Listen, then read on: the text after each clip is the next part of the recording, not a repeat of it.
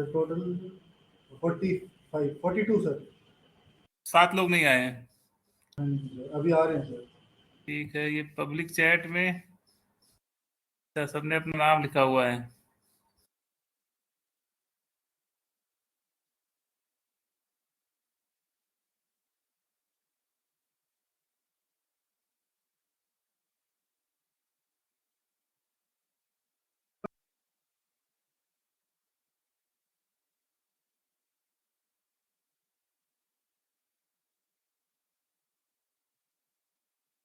Users में आ गए 38 trainee दिखे, 38 दिख गए। ठीक है, कोई ना, शुरू करते हैं। ट्रेनी आवाज जा रही है मेरी?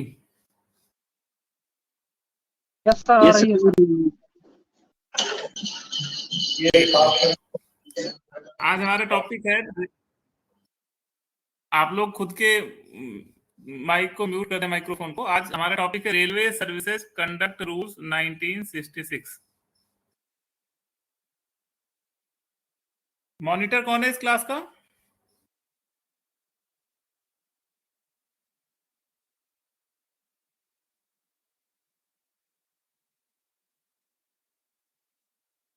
मॉनिटर कौन है भाई? सर मॉनिटर आज छुट्टी पे है सर, प्रदीप है सर मॉनिटर। ठीक है, मॉनिटर छुट्टी। Yes sir. Yes sir. कौन है, आपका नाम क्या है? Pradeep Singh. Good afternoon sir. जी सर, ठीक प्रदीप। है, आप अपना माइक ऑन करके रखेंगे। अगर आवाज मेरी ना पहुंचे तो आप मेरे को जरूर बताइएगा, ठीक है? ठीक है sir. Railway services conduct rule, ये मॉनिटर साहब बताइए, आपको ये पढ़ाया गया है ये टॉपिक ट्रेनिंग के दौरान? जी सर। ये टॉपिक पढ़ाया गया है, कंडक्ट रूल्स ट्रेनिंग के दौरान ये पढ़ाया गया टॉपिक सर, पढ़ाया गया सर। पढ़ाया गया है? जी सर। उस दिन तो आपके कई बैचमेट्स कह रहे थे उनको नहीं पढ़ाया गया है। नहीं सर, ये ऑनलाइन में पढ़ाया था सर। अच्छा, किसने पढ़ाया था? टीचर का नाम नहीं सर याद मुझे, उस टाइम पर नई नई क्लासेस थी। ओके, कोई बात नहीं। किसी भी ऑर्गेनाइजेशन को चलाने के लिए उन ऑर्गेनाइजेशन के एम्प्लॉयज के लिए कोड ऑफ कंडक्ट डिफाइन किया जाता है कि वो क्या बिहेवियर शो करेंगे, क्या रूल फॉलो करेंगे। तो रेलवे ने अपने एम्प्लॉयज के लिए रेलवे सर्विसेज कंडक्ट रूल्स 1966 बनाया है। इसमें रेल एम्प्लॉयज को क्या बिहेवियर शो करना है, क्या रूल फॉलो करना है, उनका कैरेक्टर कैसा होना चाहिए ऑफिस के दौरान और ऑफिस के बाहर भी, वर्क प्लेस पे, घर पे कैरेक्टर कैसा होना चाहिए। मतलब कोई भी गवर्नमेंट ऑर्गेनाइजेशन अपने एम्प्लॉयज के 24 आवर्स में उसका बिहेवियर कैसा होना चाहिए उसको डिफाइन करती है। केवल वर्क प्लेस पे बिहेवियर आपका कंट्रोल नहीं करती है, आपसे समाज में आपका बिहेवियर कैसा होना चाहिए उससे भी, उसमें भी कुछ एक्सपेक्टेशन है आपके ऑर्गेनाइजेशन की।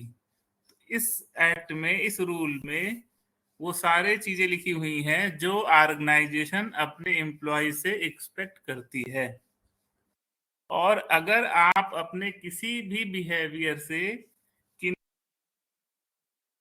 किसी हरकतों से इस रूल को ब्रेक करते हैं, इसमें बताए गए, इसमें लिखे गए किसी भी रूल को ब्रेक करते हैं, तो आपको, आपके खिलाफ डिसिप्लिनरी एक्शन होता है।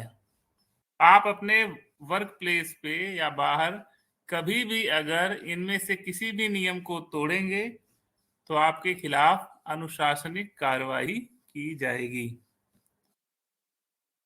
तो ये रूल है, ये 1966 में फोर्स बनाया गया है। इसमें शुरुआत में किसी भी कानून में जब आप संविधान में या कोई भी एक्ट पढ़ेंगे पार्लियामेंट का, तो उसमें जो टर्म्स यूज होते हैं उनका डिफिनेशन होता है शुरुआत में।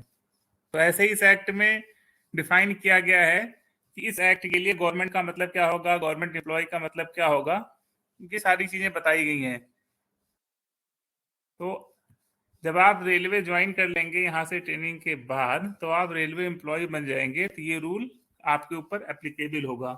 इसमें डिफाइन किया गया है कि इस रूल में जो फैमिली वर्ड यूज किया गया है उसमें फैमिली का मतलब क्या होगा, wife, husband, son, daughter, step son, step daughter, ये चीजें डिफाइन की गई हैं। रेलवे सर्विसेज कंडक्ट रूल का रूल नंबर 3, यहां से ये एक्ट कह सकते हैं शुरू होता है। रूल नंबर 3 कहता है, मॉनिटर्स आपको स्लाइड दिख रही है? जी सर, दिख रही है सर, दिख रही है। रूल नंबर 3 कहता है, every railway servant shall at all times. At all times का मतलब 24 घंटे, किसी भी समय, आप चाहे वर्क प्लेस पे हो चाहे ना हो, आप क्या करेंगे, मेंटेन एब्सोल्यूट इंटीग्रिटी। इंटीग्रिटी का मतलब क्या होता है मिस्टर प्रदीप?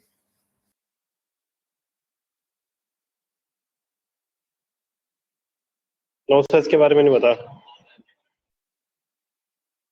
चलो मैं आप में से ऐसे ही नाम लेके पूछता रहूंगा जिससे कि रहे आप लोग जग रहे हैं, सो नहीं रहे। ये है एक फिरोजपुर से Vishu Kumar.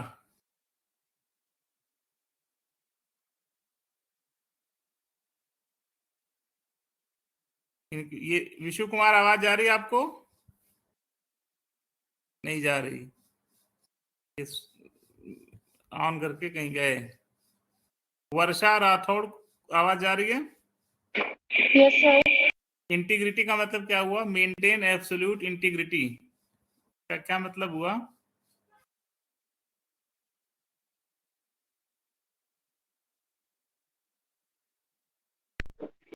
Sorry sir, I don't know. जी good afternoon sir. Good afternoon, बताइए इंटीग्रिटी का मतलब क्या हुआ? मतलब सर, जैसे हमें ओनर्स अपनी अपनी जॉब के लिए ओनर्स होना और काम को काटे को अच्छे से करना सर। सर इंटीग्रिटी का मतलब होता है सत्यनिष्ठा। यस, हमें अपने काम को पूरी ऑनेस्टी के साथ करना है। ना, इंटीग्रिटी का मतलब ये नहीं होता। सत्यनिष्ठा थोड़ा थोड़ा मान लिया, अपने काम को पूरी ईमानदारी से करना है, ये भी इंटीग्रिटी नहीं हुई। इंटीग्रिटी मतलब होता है वफादारी, भरोसा। आपके सीनियर को आपकी इंटीग्रिटी पे भरोसा है, इसका मतलब है उसने अगर आपसे कोई चीज शेयर करी है तो आप उसको अपने तक बनाए रखेंगे, इसको कहते हैं इंटीग्रिटी।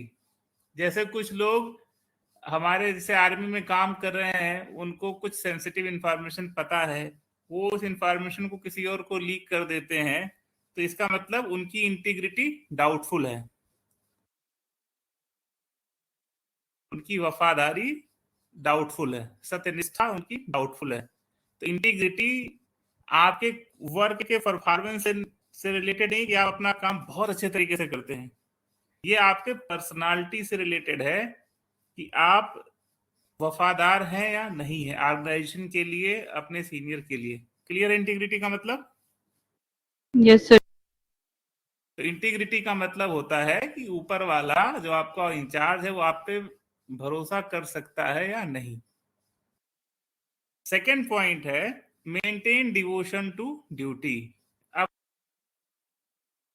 तो आप लोग कहना चाहते थे कि हम आप अपना काम पूरी लगन से और मेहनत से करेंगे, ठीक है। नौकरी के दौरान आप सत्यनिष्ठा बनाए रखेंगे, मतलब इंटीग्रिटी बनाए रखेंगे, और अपना काम लगन और पूरी ईमानदार मेहनत से करेंगे, वो है आपका डिवोशन टू ड्यूटी। एक थर्ड है जो आपसे एक्सपेक्ट किया जाता है, do nothing which is unbecoming of a railway servant. मतलब हुआ आप ऐसा कुछ नहीं करेंगे जो एक रेलवे सर्वेंट के लायक ना हो, मतलब जो उससे अपेक्षा ना की जाए, जो उसके लिए बदनामी लाए। आपसे आप कुछ ऐसा बिहेवियर नहीं ऐसा करेंगे जिसकी आपसे उम्मीद ना की जाती हो। इसमें क्या आता है बताइए जरा। अब ये मैं, अभिनय कुमार,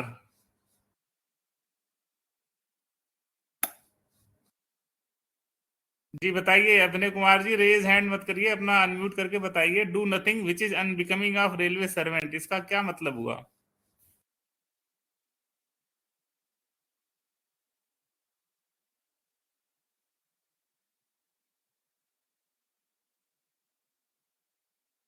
इनको आवाज सर आवाज कट रही है बीच में। मैंने पूछा कि ये जो थर्ड पॉइंट है, do nothing which is unbecoming of railway servant, इसका क्या मतलब है? बताइए प्रदीप जी, आप ही बताइए इसका मतलब। जी सर। हाँ, इसका मतलब बताइए, do nothing which is unbecoming of railway servant. Sir जैसे ड्यूटी के टाइम से कोई झगड़ा झुगड़ा ना हो,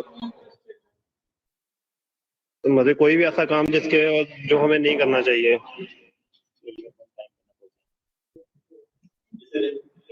कोई ऐसा काम जो आपको नहीं करना चाहिए। सर मैं आए सर, जो भी रेलवे का कोड ऑफ कंडक्ट, सभी रेलवे में कोड ऑफ कंडक्ट है या जो भी रूल्स हैं, हमें उनके अगेंस्ट में ऐसा कोई काम नहीं करना है कि हम अनएलिजिबल हो जाए रेलवे सर्वेंट होने के। देखिए, इस रूल के पहले आपको सिर्फ दो चीजें कही हैं। रूल की शुरुआत होती है, every railway servant shall at all times. Shall जहां भी लगता है, इतना तो अंग्रेजी में पढ़ाया गया होगा, शैल, विल, शुड, ये जो मॉडल वर्ब्स हैं 8वीं क्लास में जो अंग्रेजी पढ़ाई गई थी, उसमें ये बताया गया होगा कि जब शैल लगता है तो बाइंडिंग हो जाता है। पढ़ा है ना?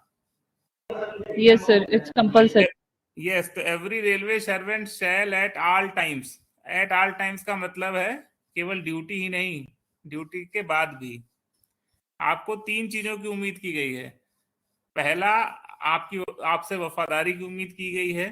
दूसरा, आपसे कहा गया है कि आप पूरे डिवोशन के साथ ड्यूटी करेंगे।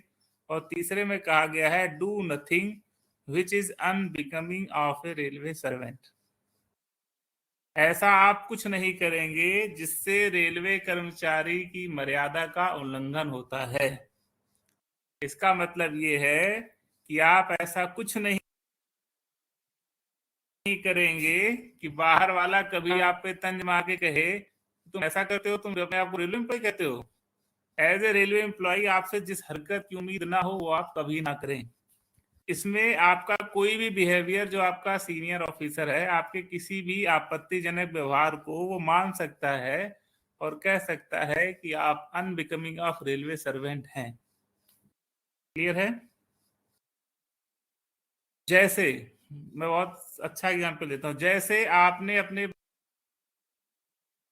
बच्चे से लड़ाई करी, आपने उसको पॉकेट मनी नहीं दी, आपके बच्चे ने आपके सीनियर से शिकायत कर दी कि मेरे पापा ने मुझे पॉकेट मनी नहीं दी। तो आपका जो सीनियर है वो आपके ऊपर चार्ज लगाएगा कि आपने रूल 3, कंडक्ट रूल 3 में, जो 3 में सेक्शन 3 है, do nothing which is unbecoming of railway servant, इसको वायोलेट किया है। क्लियर? तो अगर आपने अपने बच्चे को पॉकेट मनी नहीं दी तो आप कंडक्ट रूल का 3 रूल ब्रेक करते हैं। आप एब्सोल्यूट इंटीग्रेबल है, आपकी इंटीग्रिटी बियॉन्ड डाउट है, आप ड्यूटी के लिए भी डिवोटेड हैं, लेकिन आपने तीसरा रूल तोड़ दिया। ठीक है? क्योंकि पड़ोसी कहेंगे कि बताओ ये रेल में काम करते और अपने बच्चे को पॉकेट मनी भी नहीं देते, तो इससे रेल को बदनामी हुई ना आपके बिहेवियर से, क्योंकि आप समाज में रेल को रिप्रेजेंट करते हैं। तो आपने तीसरा रूल तोड़ दिया। मेरे द्वारा दिया गया ये एग्जाम्पल, जिसको भी ये मजाक लग रहा हो उसको ये जानना चाहिए कि इस शिकायत पे कि पॉकेट मनी नहीं दी बच्चे को, एक एम्प्लॉय को चार्जशीट मिल चुकी है। क्लियर है ये?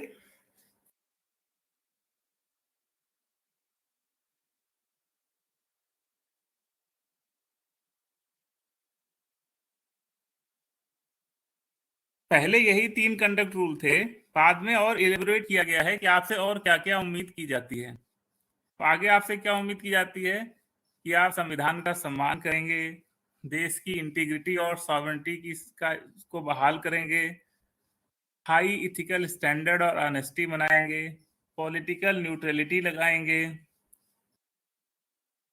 कई बार क्या होता है कि हम लोग आपस में बात कर रहे होते हैं, भाजपा जीतेगी, कुछ लोग कहते हैं कांग्रेस जीतेगी, कहते हैं ना, और किसी ने आपकी रिकॉर्डिंग करके डाल दी और आप कह रहे थे भाजपा जीतेगी, तो आपने कंडक्ट रूल 3 और 37 का वायोलेशन किया, क्योंकि आप पॉलिटिकल न्यूट्रल नहीं रह गए, क्योंकि आपने भाजपा को सपोर्ट किया। तो एज ए गवर्नमेंट एम्प्लॉई आपसे उम्मीद की जाती है कि आप पॉलिटिकल न्यूट्रलिटी बनाए रखेंगे। इसके अलावा आप मेरिट, फेयरनेस और इम्पार्शियल रहेंगे, अकाउंटेबल और ट्रांसपेरेंसी से काम करेंगे,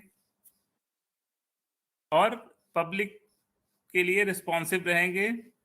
मतलब जब भी पब्लिक आपसे कुछ पूछे तो आप उसको बताएं, पब्लिक आपसे कोई जानकारी मांगना चाहे तो आप उसको जानकारी दें।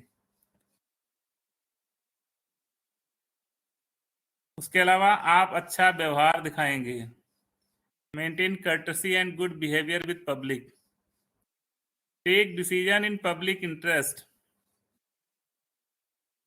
and use public resources efficiently, effectively and economically. Next, declare any private interest relating to his public duties.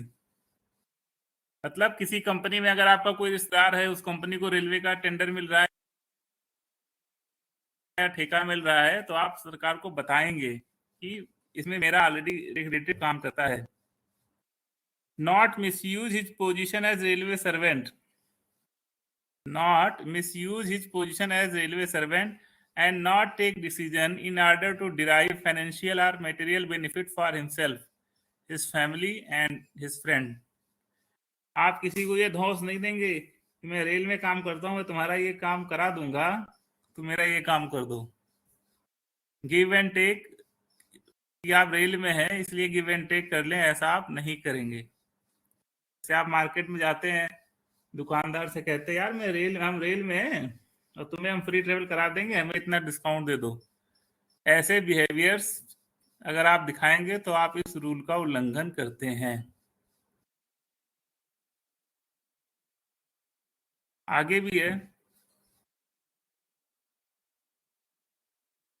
X, ये रूल जो हाईलाइटेड देखिए, refrain from doing anything which is or may be contrary to any law, rules, regulations and established practices. इस rule को मैंने highlight किया है, इसमें आपको ये बताना चाहता हूं, जब कभी आप कोई रूल तोड़ते हैं तो आप कई बार ये पूछते हैं कि कहाँ लिखा है कि हमने ये कानून में कहाँ लिखा है कि हम ये नहीं कर सकते। तो हर चीज लिखी नहीं हो सकती, इसीलिए कंडक्ट रूल ने बहुत क्लियर कहा है कि आप कानून के विपरीत कोई काम नहीं करेंगे, एनी लॉ, रूल्स के खिलाफ कोई काम नहीं करेंगे, रेगुलेशंस के खिलाफ कोई काम नहीं करेंगे, और एस्टेब्लिश्ड प्रैक्टिसेस, जो एस्टेब्लिश्ड प्रैक्टिसेस हैं उनको भी आप वायोलेट नहीं करेंगे, भले ही वो किसी कानून की किताब में लिखी गई हो या ना लिखी गई हो। You have to follow established practices also. अगर आपने केवल लॉ फॉलो करने की कसम खा रखी है और एस्टेब्लिश्ड प्रैक्टिसेस को फॉलो ना करने की कसम खाई है, तो आप इस रूल के तहत दोषी करार दिए जाएंगे। क्लियर? नेक्स्ट है, maintain discipline in discharge of duties and be liable to implement the lawful orders duly communicated to him. आपको जो निर्देश दे दिए गए आप उनको फॉलो करेंगे। ऐसे इस रूल में टोटल 21 एक्सपेक्टेशंस हैं जो आपसे की जाती हैं। रूल 3 में टोटल 21 एक्सपेक्टेशंस हैं जो आपसे की जाती हैं कि आप इनका उल्लंघन कभी नहीं करेंगे। क्लियर?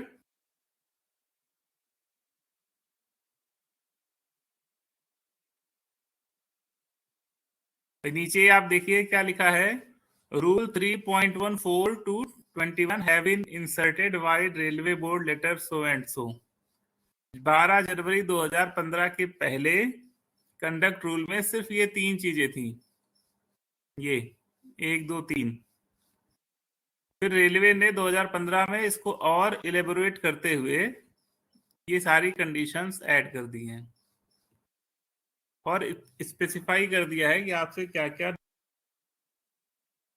बिहेवियर की उम्मीद की जाती है। आगे, every railway servant holding a supervisory post shall take all possible steps to ensure the integrity and devotion to duty of all railway servants for time being under his control and authority. Clear? जो आपका controlling officer है वो आपके अंदर integrity और devotion बनाए रखने के का भरसक प्रयत्न करेगा। इसी में आगे पढ़ते जाइए। लाइन 4 है जो आपकी पैरा 4।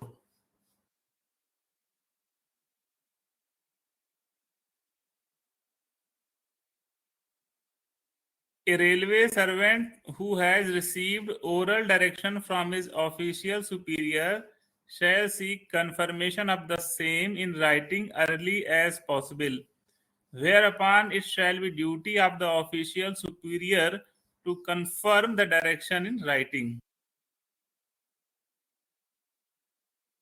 इसका मतलब बताइए प्रिंस कुशवाहा जी, इसका मतलब बताइए मेरे को।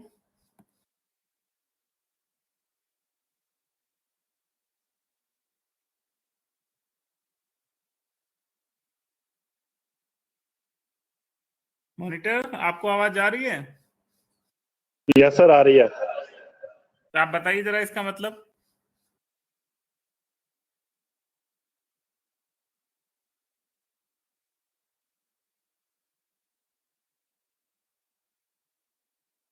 बोलता हूँ हेलो इसका है कि इसका मतलब बताइए मेरे को।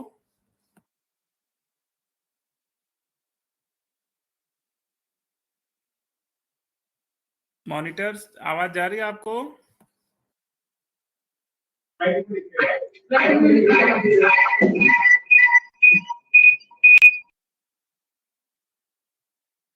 आपको काफी हिंदी में बता दूं? सिंह, हेलो, पूजा श्री, आवाज जा रही है आपको? Yes, sir. I am able to listen. बताइए इसका आवाज, इसका मतलब बताइए मेरे को। हमसे किसी हायर ऑफिसर ने कोई भी डायरेक्शन दिया है कि हमें ये काम करना है और उसने सिर्फ ओरली कहा है, तो हमें उनसे इन्फॉर्मेशन ले लेना चाहिए जितनी जल्दी हो सके। काम करने के पहले लेना या काम करने के बाद? पहले लेंगे सर, उसमें दिया है ना एज सून एज पॉसिबल, जितनी जल्दी हो सके। अगर आपको आपके सुपीरियर ने कोई वर्बल इंस्ट्रक्शंस दी हैं, आपको उसे फॉलो करना है, पहले उसको फॉलो करना है, ठीक है? ये नहीं कि पहले आप पहुंच जाइए सर, पहले आप हमें राइटिंग में दीजिए, ऐसा नहीं है। हाँ सर। पहले आप फॉलो करेंगे, उसके बाद एट द अर्लीस्ट आप अपने सुपीरियर से कहेंगे कि इसको राइटिंग में कंफर्म कर दे। Clear? Yes sir. Yes. It means कि आप अपने ऑफिसर से ये नहीं कह सकते, आप अपने इंचार्ज से ये नहीं कह सकते कि पहले आप हमें राइटिंग में ऑर्डर दीजिए तो हम करेंगे। आपको अगर किसी ने वर्बल इंस्ट्रक्शंस भी दी हैं आपके सीनियर ने, तो you have to first follow. और अगर आपको लगता है कि आपको ये ऑर्डर रिकॉर्ड रिटन में लेना चाहिए, तो आप उनसे कहिए कि सर इसको राइटिंग में दे दीजिए। पहले आपको करना है, ये नहीं कि हम तो सिर्फ रिटन ऑर्डर मानेंगे, आपको वर्बल ऑर्डर्स भी फॉलो करने हैं, अदरवाइज आप इस रूल को ब्रेक करेंगे।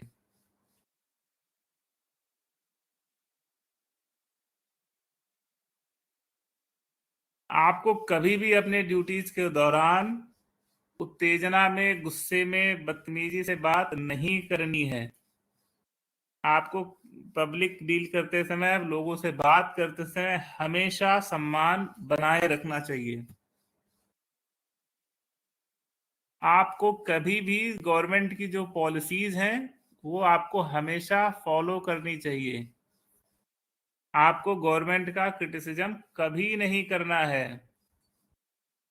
आपको स्पेशली क्राइम अगेंस्ट वुमेन के लिए सरकार ने जो भी पॉलिसी बनाई है उसको फॉलो करना चाहिए। वर्क प्लेस पे सेक्सुअल हरासमेंट, लेडीज के सेक्सुअल हरासमेंट को रोकने के लिए जो कानून बनाए गए हैं उनको हमेशा फॉलो करना चाहिए।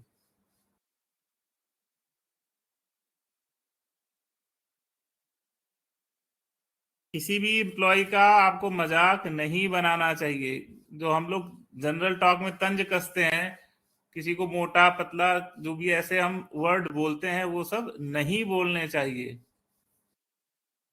ये तो वर्क प्लेस की डिफिनीशन है। आगे rule 4, employment of near relatives. आप अपने पद प्रतिष्ठा का लाभ उठा के अपने किसी भी रिश्तेदार को फायदा नहीं दिलाएंगे। ये तो स्पेशली ऑफिसर्स के लिए होता है, क्योंकि ऑफिसर्स कई बार क्या होता है, अपने जान पहचान वालों को फायदा कराने की पोजीशन में होते हैं, कि उनसे उम्मीद की जाती है कि वो ऐसा नहीं करेंगे। रूल 5, आप चुनाव में भाग नहीं लेंगे। रूल 5 आपको रोकता है, आप इलेक्शन में पार्टिसिपेट नहीं कर सकते, क्योंकि आपको eight all times political neutrality बनाए रखनी है।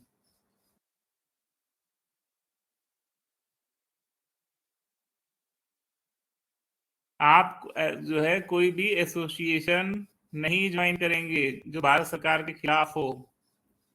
इसमें इसका ये मतलब नहीं कि आपने रेलवे यूनियंस को ज्वाइन नहीं करेंगे, वो आप ज्वाइन कर सकते हैं, वो भारत सरकार के खिलाफ नहीं है।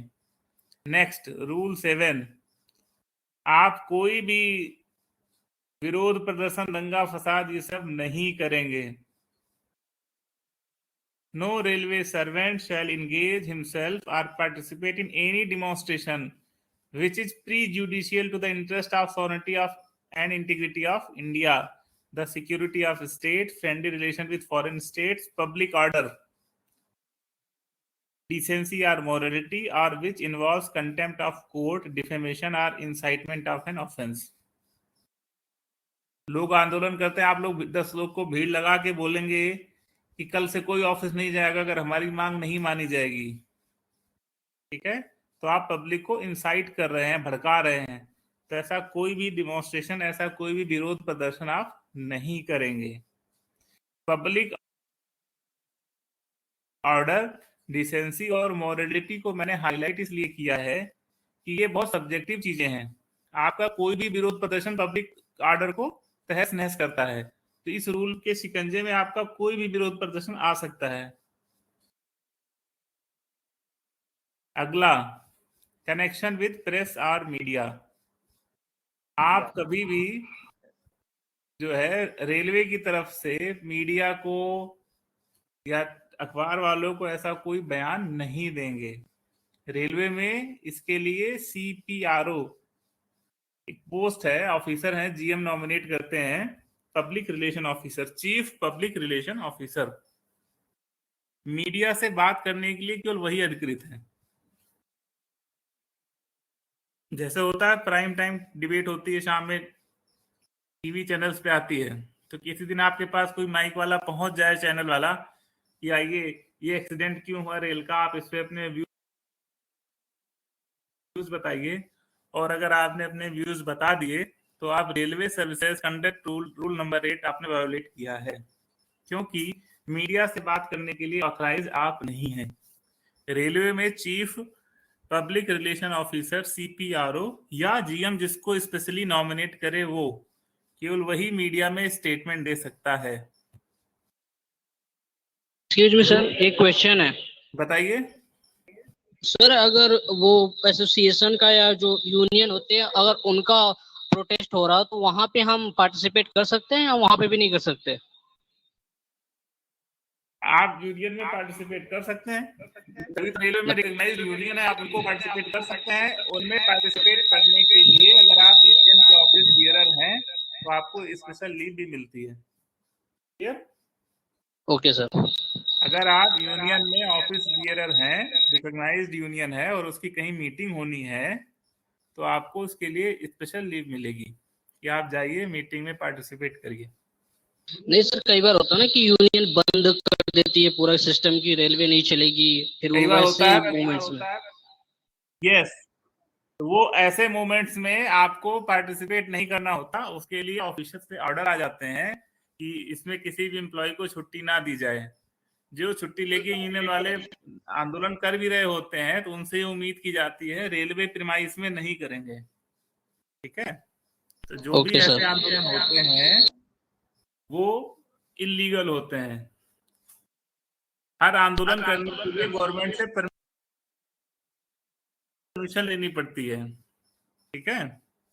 Okay sir. अगर गवर्नमेंट ने परमिशन नहीं दी है तो आप आंदोलन नहीं कर सकते। ऐसे नहीं है कहीं भी पार्क में आप जमा हो गए, आपको कहीं भी अगर जमा होना है, कहीं कहीं भी सड़क पे भीड़ भाड़ लगानी है, तो आपको डिस्ट्रिक्ट अथॉरिटी से, ट्रैफिक पुलिस से परमिशन लेनी होती है। इंडिया गेट पे जो कैंडल मार्च होता है या कहीं भी जो राजनीतिक पार्टियां विरोध प्रदर्शन करती हैं, उसका उनके पास प्रायर अप्रूवल होता है। बिना अप्रूवल के अगर आप कोई धरना प्रदर्शन करते हैं तो वहां अगर उसकी वजह से कोई भगदड़ मचती है तो उसके जिम्मेदार आप होंगे। और अगर आपने गवर्नमेंट से परमिशन ले रखी है तो गवर्नमेंट अरेंज करेगी, वहां पुलिस भेजेगी आपकी सिक्योरिटी के लिए कि आपका धरना प्रदर्शन शांतिपूर्वक चले, ठीक है। Okay sir. और किसी को डाउट इसमें? डाउट मीडिया में बयान देने के लिए आप अधिकृत नहीं है। कहीं भी आप काम कर रहे थे, वहां एक्सीडेंट हो गया, मीडिया वाले पहुंच गए, तो वहां आपको मीडिया से कोई बात नहीं करनी है। अगर वो आपसे सवाल पूछते भी हैं तो आप उनको विनम्रता के साथ बता दीजिए कि हम बोलने के लिए अधिकृत नहीं हैं, ठीक है। विनम्रता इसलिए क्योंकि इसके पहले रूल में आपसे उम्मीद की जाती है कि आप हमेशा पब्लिक के लिए विनम्र बने रहेंगे। तो मीडिया में लाइमलाइट के लिए आप कोई बयान नहीं देंगे। अदरवाइज क्या होगा, मीडिया में आपने बयान दिया, आपका वीडियो वायरल हो गया, उसके बाद कोई इंक्वायरी की जरूरत नहीं होगी, आपको सीधे पेनाल्टी दे दी जाएगी क्योंकि आपके तो सबूत जग जाहिर हो चुके हैं।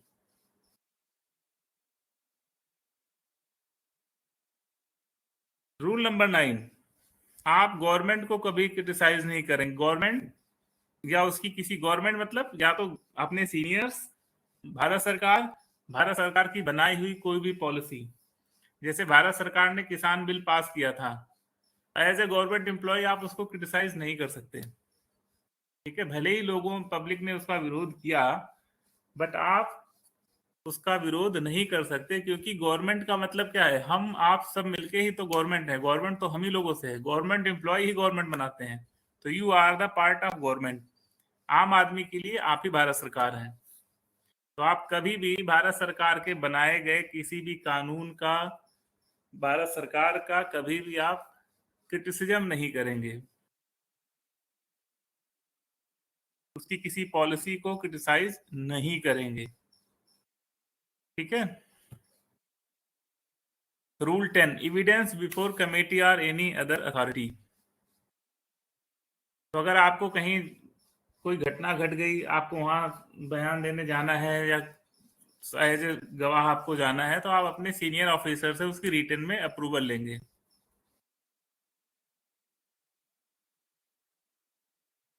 Rule 11, unauthorised communication of information. आप किसी को जो है, जो अनऑथराइज्ड पर्सन है, उसको रेल के बारे में कोई सूचना नहीं देंगे। ये जो आपको लगता होगा ये जो रूल है, ये इसमें क्या रखा है, बहुत सारी सेंसिटिव इंफॉर्मेशन होती हैं। जैसे क्या होता है कि जब हमारी आर्मी, मैं आपको एग्जांपल देता हूं, जब आर्मी का मूवमेंट कभी जम्मू कश्मीर या नॉर्थ फ्रंटियर रीजन्स पे होता है, असम साइड में, तो जो आर्मी की ट्रेन चलती हैं उनकी मूवमेंट सीक्रेट रखी जाती है। लेकिन जो रेलवे एम्प्लॉय है उनको तो पता है आर्मी स्पेशल कब जाने वाली है, तो वो आप अपने किसी दोस्त को बताओगे जो उसने, यार तुम्हें पता है आर्मी स्पेशल जाएगी उस टाइम, तो वो दोस्त किसी और को बताएगा, तो ऐसे ही वो डेटा लीक हो जाता है। और हर 2 महीने 3 महीने पे वार्निंग लेटर्स हम लोग के पास आते हैं कि ऐसे डेटा लीक हो रहे हैं। तो आप रेलवे से संबंधित, रेल परिचालन से संबंधित कोई भी सीक्रेट सूचना किसी अनऑथराइज्ड पर्सन को नहीं बताओगे। Any information given under RTI is not violation of this rule. Yes, RTI के तहत अगर कोई सूचना मांगी गई है तो आप देंगे, बट एज ए टेक्नीशियंस आपको आरटीआई से डील नहीं करनी है। आरटीआई से एक सवाल है मेरा, क्या आप रेलवे में आरटीआई लगा सकते हैं? बताइए।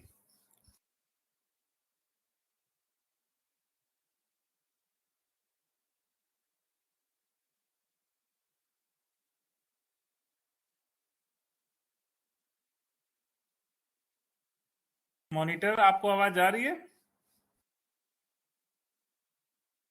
जी सर आ रही है। बताइए, आप आरटीआई से सूचना ले सकते हैं? आप जी सर ले सकते हैं। लगा सकते हैं?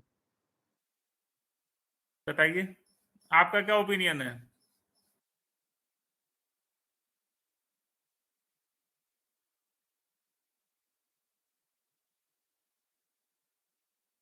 इसमें ऊपर लिखा होना कि good faith of the duties of, इसमें हम ले सकते हैं ना आरटीआई में, परफॉर्मेंस इन गुड।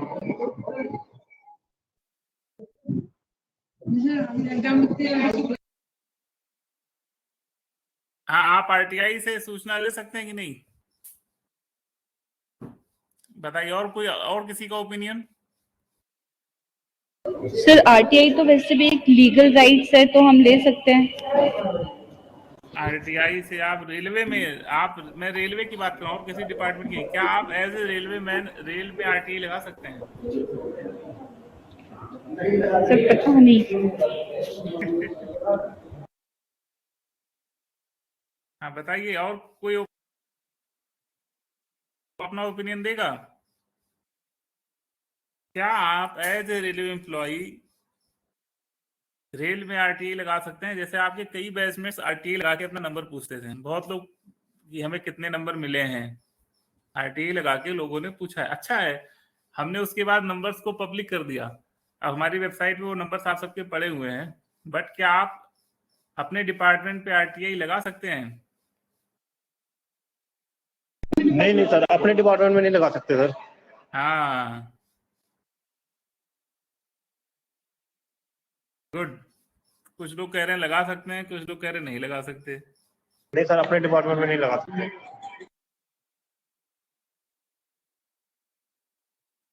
अपने डिपार्टमेंट में नहीं लगा सकते।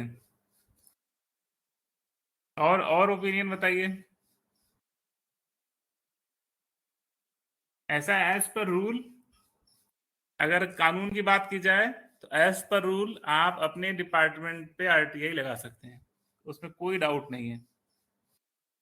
ठीक है, एज पर रूल आप अपने डिपार्टमेंट पे भी आरटीआई लगा के इंफॉर्मेशन ले सकते हैं, but as per established practice, मैंने आपसे कहा ना, हमें रूल ही नहीं, एस्टेब्लिश्ड प्रैक्टिस को भी फॉलो करना है। एज पर एस्टेब्लिश्ड प्रैक्टिस, चूंकि आप रेल के ही पार्ट हैं, तो आपको कोई भी इंफॉर्मेशन चाहिए तो देयर इज ऑफिशियल चैनल, आप अपने सुपीरियर से मांगिए।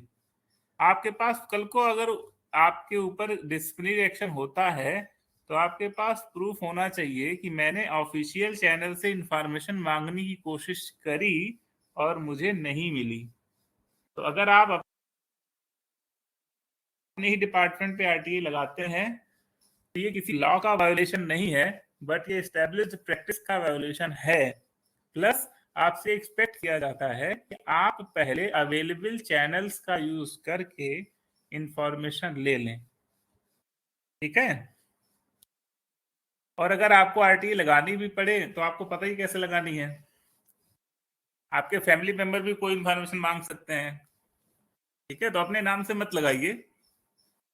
बट आपको अगर कोई इंफॉर्मेशन चाहिए तो आप अपने सीनियर से सीधे बात करिए कि भाई हमें कितने नंबर मिले, हमें बताया जाए। तो अगर वो नहीं बताते हैं तो आप आरटी लगाइए, क्योंकि आपके पास होना चाहिए कि हमने ऑफिशियल चैनल से इंफॉर्मेशन लेने की कोशिश करी थी। क्लियर?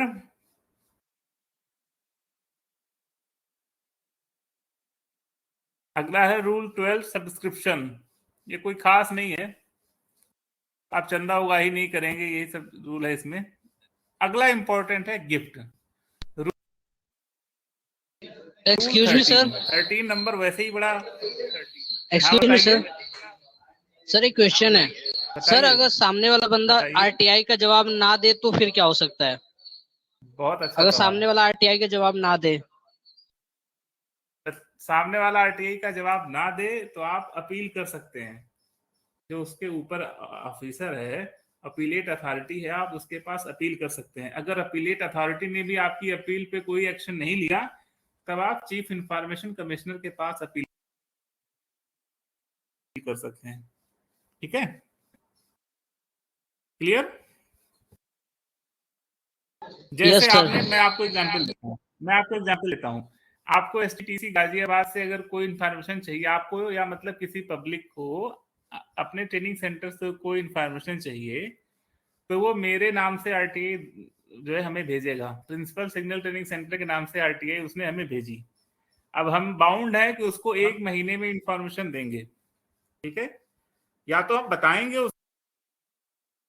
उसको कि ये इंफॉर्मेशन नहीं दी जा सकती क्योंकि ये आरटीआई के तहत बैन है, कॉन्फिडेंशियल है, या हम उसको इंफॉर्मेशन दे देंगे, या हम उसको बता देंगे कि आपकी इंफॉर्मेशन कलेक्ट की जा रही है और इसमें टाइम लगेगा, ठीक है?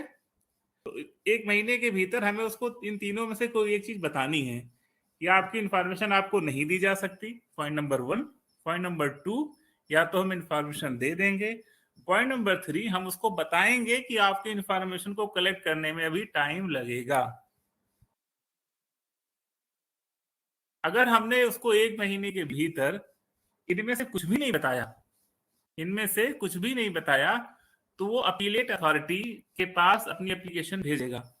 एसटीटीसी गाजियाबाद में अपीलेट अथॉरिटी डायरेक्टर एसटीटीसी है, तो आप डायरेक्टर एसटीटीसी के नाम वो बंदा एप्लीकेशन लिखेगा कि हमें इंफॉर्मेशन, हमने ये मांगी थी और ये हमें इंफॉर्मेशन नहीं दी गई। तो अपीलेट अथॉरिटी क्या करेंगे, वो मेरे को इंस्ट्रक्ट करेंगे कि इसको आप जो है इंफॉर्मेशन दे दीजिए। अगर उसके बाद 45 डेज में आपको इंफॉर्मेशन नहीं मिलती है, तो आप चीफ इंफॉर्मेशन कमिश्नर के पास जाएंगे और उनसे कहेंगे कि हमने ये इंफॉर्मेशन मांगी थी, हमने अपनी अपील भी भेज दी, पर उस पर कोई एक्शन नहीं हुआ। तो चीफ इंफॉर्मेशन कमिश्नर प्रिंसिपल एसटीटीसी को कोर्ट में बुलाएंगे और उनसे पूछेंगे कि आपने इंफॉर्मेशन क्यों नहीं दी, और उनके ऊपर 25,000 का फाइन लगाएंगे। क्लियर? यस सर, क्लियर हो गया। आरटीआई में टाइमलाइन इंपॉर्टेंट है। विद इन 1 मंथ जो होता है, हम आपको कोई ना कोई इंफॉर्मेशन देंगे, या तो इंफॉर्मेशन देंगे, या तो आपसे हम और टाइम मांगेंगे, या आपको बता देंगे कि भाई इंफॉर्मेशन नहीं दी जा सकती। रूल नंबर 13, ये गिफ्ट से रिलेटेड है। आप बाहर किसी आदमी से तोहफा नहीं लेंगे, ठीक है?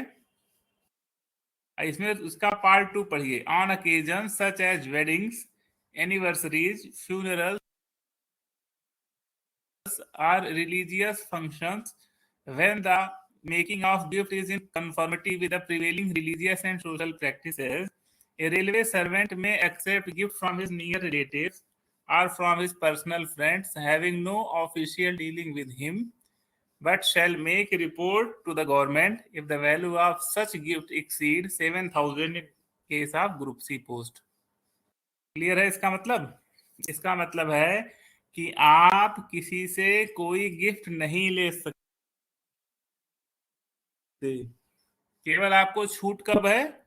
शादी पे, शादी की एनिवर्सरी पे, फ्यूनरल्स पे तो कोई गिफ्ट लेगा ही नहीं, मर चुका होगा, रिलीजियस फंक्शन पे, ठीक है? जब गिफ्ट देना हिंदुस्तानी सभ्यता में कस्टम है, तभी आप केवल गिफ्ट ले सकते हैं, और उसमें भी अगर उस गिफ्ट की कीमत 7,000 से ज्यादा है तो आप उसको गवर्नमेंट को बताएंगे।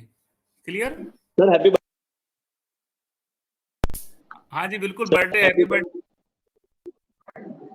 का गिफ्ट भी 7,000 से ज्यादा नहीं होना चाहिए। तो अगर आपको कभी भी टोटल 7,000 से ज्यादा का गिफ्ट मिलेगा, शादी में, आई अगेन रिपीट, शादी में, शादी के वर्षगांठ पे, या कोई और त्योहार पे, जन्मदिन पे, कभी भी आपको 7,000 से ज्यादा का गिफ्ट मिलेगा तो आप गवर्नमेंट को बताएंगे कि जी हमें ये गिफ्ट मिला है। क्लियर?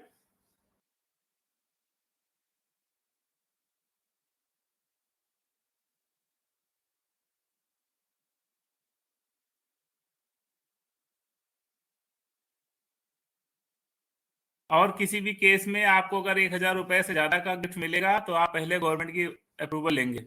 मतलब अगर शादी ब्याह इन सब के अलावा किसी और ओकेजन पे आपको 1,000 रुपए से ज्यादा का कोई गिफ्ट दे रहा है, तो आप पहले गवर्नमेंट की अप्रूवल लेंगे कि हमें ये गिफ्ट मिल रहा है, तो हमें इसकी अनुमति दीजिए। आई होप ये आपको क्लियर हो गया होगा।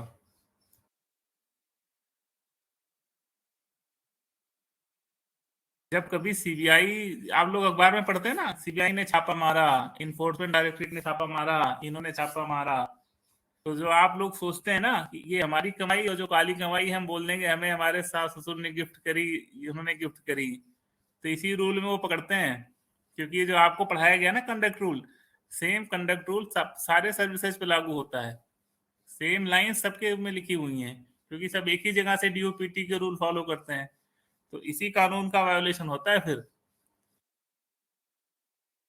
7,000 से ज्यादा का गिफ्ट था तो आपने गवर्नमेंट को बताया था क्या कि आपने 1,000 से ज्यादा का किसी अदर ओकेजन पे गिफ्ट लिया, तो क्या गवर्नमेंट की अप्रूवल ली थी? तो ये तब रूल्स बहुत काम आते हैं।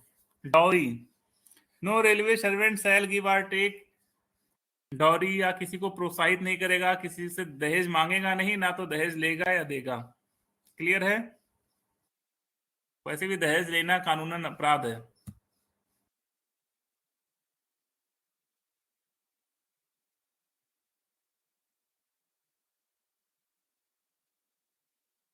आप जो है बिना गवर्नमेंट की अप्रूवल के किसी भी सम्मान समारोह में, कौन बनेगा करोड़पति टाइप प्रोग्राम में नहीं जाएंगे, उसके लिए आपको गवर्नमेंट से परमिशन लेनी पड़ेगी। ठीक है? आपको किसी भी पब्लिक समारोह में जाना है तो आपको गवर्नमेंट की परमिशन चाहिए। गवर्नमेंट का मतलब होता है आपके कंट्रोलिंग ऑफिसर से आपको पूछना पड़ेगा। जैसे आपको आपने मान लीजिए आप जो है अपने मोहल्ले के आरडब्ल्यूए के हेड है, आपने कोई प्रोग्राम ऑर्गेनाइज किया, उसमें आपको गिफ्ट बांटना है, गिफ्ट देना है, तो आप पहले अपने इमीडिएट से पूछेंगे कि मुझे वहां सामान देने के लिए बुलाया जा रहा है, तो आपको अनुमति देगा तो आप जाएंगे। आप कोई प्राइवेट ट्रेड या नौकरी के साथ कोई और एम्प्लॉयमेंट नहीं कर सकते। There is no concept of part time. अगर आप गवर्नमेंट एम्प्लॉय हैं तो it means you are full time government employee, 24/7 government employee. ठीक है? तो आप कोई प्राइवेट एम्प्लॉयमेंट, कोई पार्ट टाइम एम्प्लॉयमेंट, ये सब नहीं कर सकते। आगे आप कर क्या सकते हैं? गवर्नमेंट की परमिशन से आप जो है, अगर गवर्नमेंट से नहीं, मतलब बिना गवर्नमेंट की परमिशन के आप सिर्फ दान धर्म वाला काम कर सकते हैं, ऑनरेरी वर्क कर सकते हैं। ठीक है? आप पर्यावरण संरक्षण के, जैसे आप जो है पर्यावरण संरक्षण के मिशन से जुड़े हुए हैं या योगा के मिशन से जुड़े हुए हैं, आप मान लीजिए सुबह सुबह पार्क में किसी को योगा सिखाते हैं, पूरे ग्रुप को योगा सिखाते हैं, तो अगर वहां आप पैसा नहीं ले रहे हैं, अगर आप वहां पैसा नहीं ले रहे हैं तो आप फ्री में सिखा, तो आप वो काम कर सकते हैं बिना किसी से पूछे। ठीक है? कोई मैराथन हुई, आप उस मैराथन में पार्टिसिपेट कर सकते हैं जहां भी पैसा नहीं इन्वॉल्व है, और अगर वो काम सोशल वेलफेयर के लिए है तो आप कर सकते हैं। सब लेटिंग ऑफ गवर्नमेंट एकोमोडेशन, ये आप नहीं कर सकते। सब लेटिंग का मतलब क्या होता है कि आपने सरकार के एकोमोडेशन को आगे फर्दर किसी को किराए पे दे दिया, ऐसा काम आप नहीं कर सकते।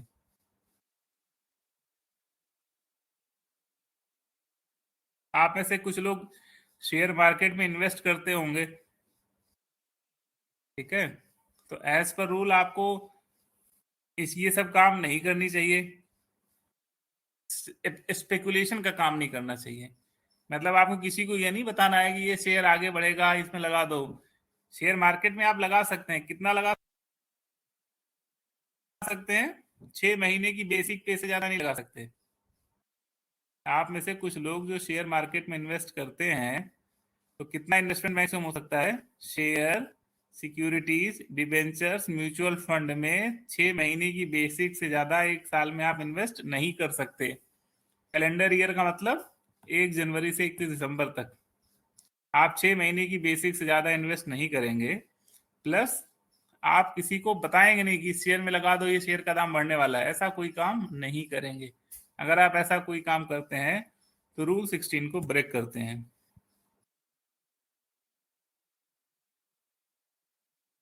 आगे कई लोग होंगे मैं अपनी वाइफ के नाम पे लगा दूंगा, इसलिए अगला रूल कहता है no railway servant shall make or permit any member of his family or any person acting on his behalf to make any investment which is likely to embarrass or influence him in discharge of his official duties. अगला, कई लोग कर्ज ले लेते हैं, उसके बाद कर्ज अदा नहीं करते, ऐसे केस में आप रूल 17 को वायोलेट करते हैं। आप जो है दिवालिया वाला काम नहीं करेंगे, किसी से कर्ज लेंगे नहीं, और लेंगे तो उसको वापस कर देंगे। अगर ऐसा नहीं करेंगे तो रूल 17 आप ब्रेक करते हैं। ये एक अगला इंपॉर्टेंट है। रूल 13 गिफ्ट के बाद रूल 18 मूवेबल, इमूवेबल और वैल्यूएबल प्रॉपर्टी से रिलेटेड है, चल अचल संपत्ति से रिलेटेड है। ठीक है। Every railway servant shall on his first appointment to the railway service submit a return of his asset and liabilities. एक फॉर्म होता है जिसमें आपको लिखना होता है कि आपके पास नौकरी ज्वाइन करते समय कितनी धन दौलत है, क्या जमीन है, क्या कार है, क्या मकान है, सब लिखना होता है, कितनी ज्वेलरी है, कितना कैश है।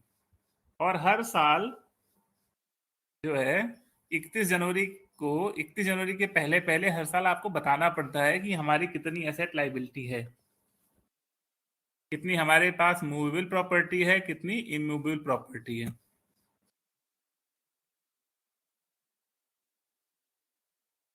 ये हम लोग को बताना पड़ता है, ग्रुप ए और ग्रुप बी वालों को।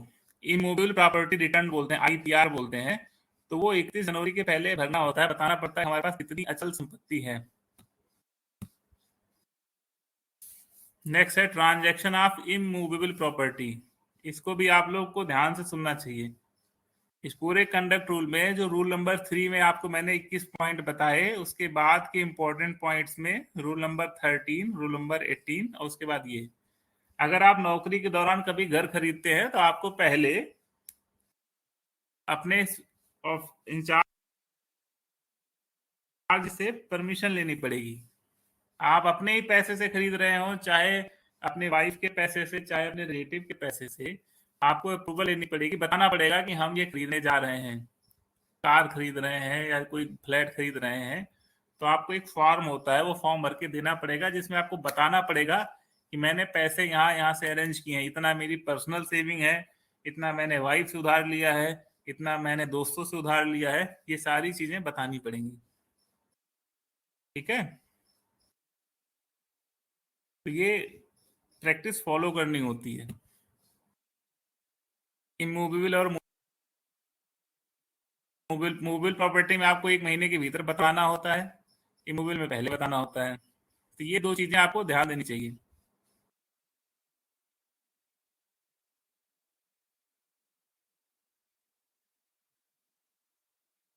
Whenever a railway servant wishes to build a house, the following procedure should be followed. Before starting construction of the house, he should report or seek permission as the case may be, and after completion of the house, he should report to the prescribed authority. घर बनाने के पहले permission लीजिए, घर बन गया उसके बाद भी बता दीजिए कि हाँ जी घर बन गया है।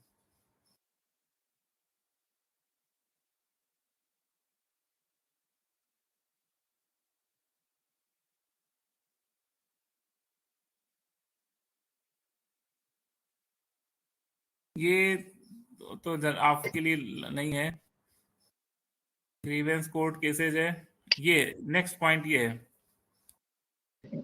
आप जो है अपने लिए अगला रूल नंबर 20, आप जैसे आप में से बहुत लोग होते हैं जो अपने ट्रांसफर के लिए फोन कराते हैं, कभी आपको कहीं ट्रांसफर हो गया तो आप कहीं से फोन करा देंगे।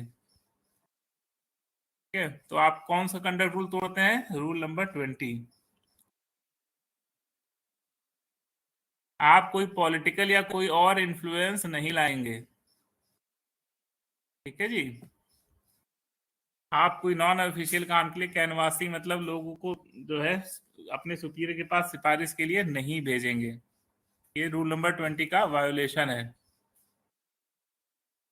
आगे सुनिए, representation by relative of government servant is also treated as outside influence under rule number 20। जैसे आपने कोई गलती करी, मैंने आपको सोचा कि हम आपको ये जो है ट्रेनिंग से वापस भेज देंगे, फिर आपने अपने भाई से, पापा से, सबसे फोन कराना शुरू किया हमें, तो आपने कौन सा रूल तोड़ा? Rule number 20। आपने किसी नेता से फोन कराया तो कौन सा रूल तोड़ा? Rule number 20। ऑफिशियल काम में सिफारिश के लिए आप किसी नेता, मंत्री या अपने रिश्तेदार से रिक्वेस्ट या फोन ये सब नहीं कराएंगे। तो आपका कोई रिलेटिव भी अगर हमें रिप्रेजेंटेशन देता है, that is also violation of rule number 20। आपकी शादी के लिए क्या प्रतिबंध है? No railway servant shall enter into or contract a marriage with person having spouse living. और जिसकी वाइफ हो दोबारा दूसरी कोई शादी नहीं करेगा जब तक वाइफ जिंदा है।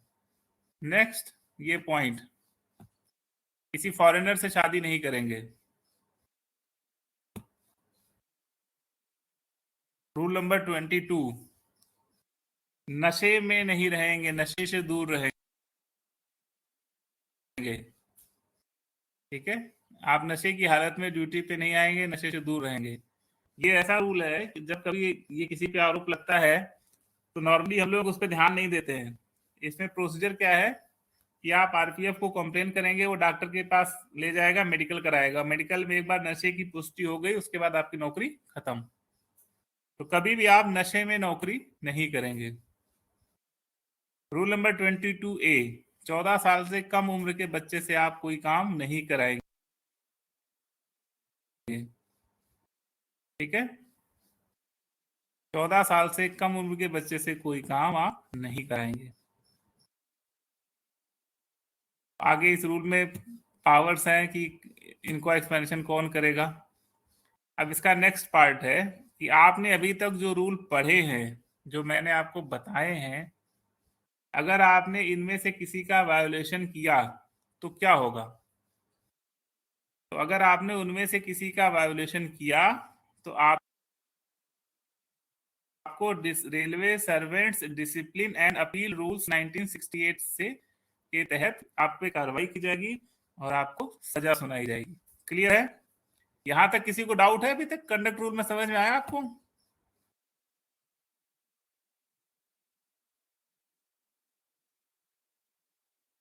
कंडक्ट रूल में किसी को कोई डाउट?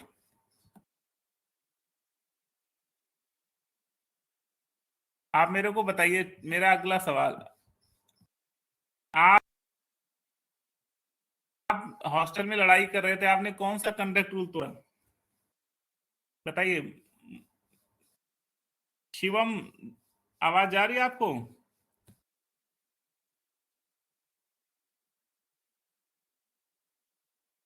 बंद है तो। अभिषेक हुड्डा जी, आवाज जा रही है? अभिषेक, शिवम, ये सबका मोबाइल बंद है। सर एग्जाम दे रहे थे सेकंड हाफ में, लेकिन अभिषेक वगैरह तो रिलीज हो गए। हेलो, हाँ जी अभिषेक हुड्डा, आवाज जा रही है? यस सर, अभी सर एग्जाम देकर आया हूँ सर मैं। हाँ ठीक है, आगे। आपने ये लेक्चर अभी देखा कंडक्ट रूल का? अभी ज्वाइन करा सर। अभी एग्जाम दे रहे थे आप? Yes sir. Okay okay. Monitor, आपको आवाज जा रही है? जी सर, आ रही है सर। अब बताइए, अगर आप मान लीजिए हॉस्टल वार्डन है और आपके यहाँ दो ट्रेनीज जो है लड़ाई कर रहे हैं, तो उन्होंने कौन सा कंडक्ट रूल तोड़ा?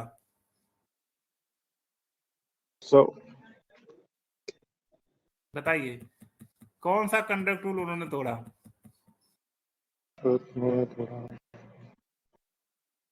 जब कभी आप आगे प्रमोशन पाके जेईएसएससी बनेंगे जी सर। तो आप अपने नीचे वालों को कैसे बताएंगे भाई आपने कौन सा रूल तोड़ा? सर रूल नंबर 13 में था ये।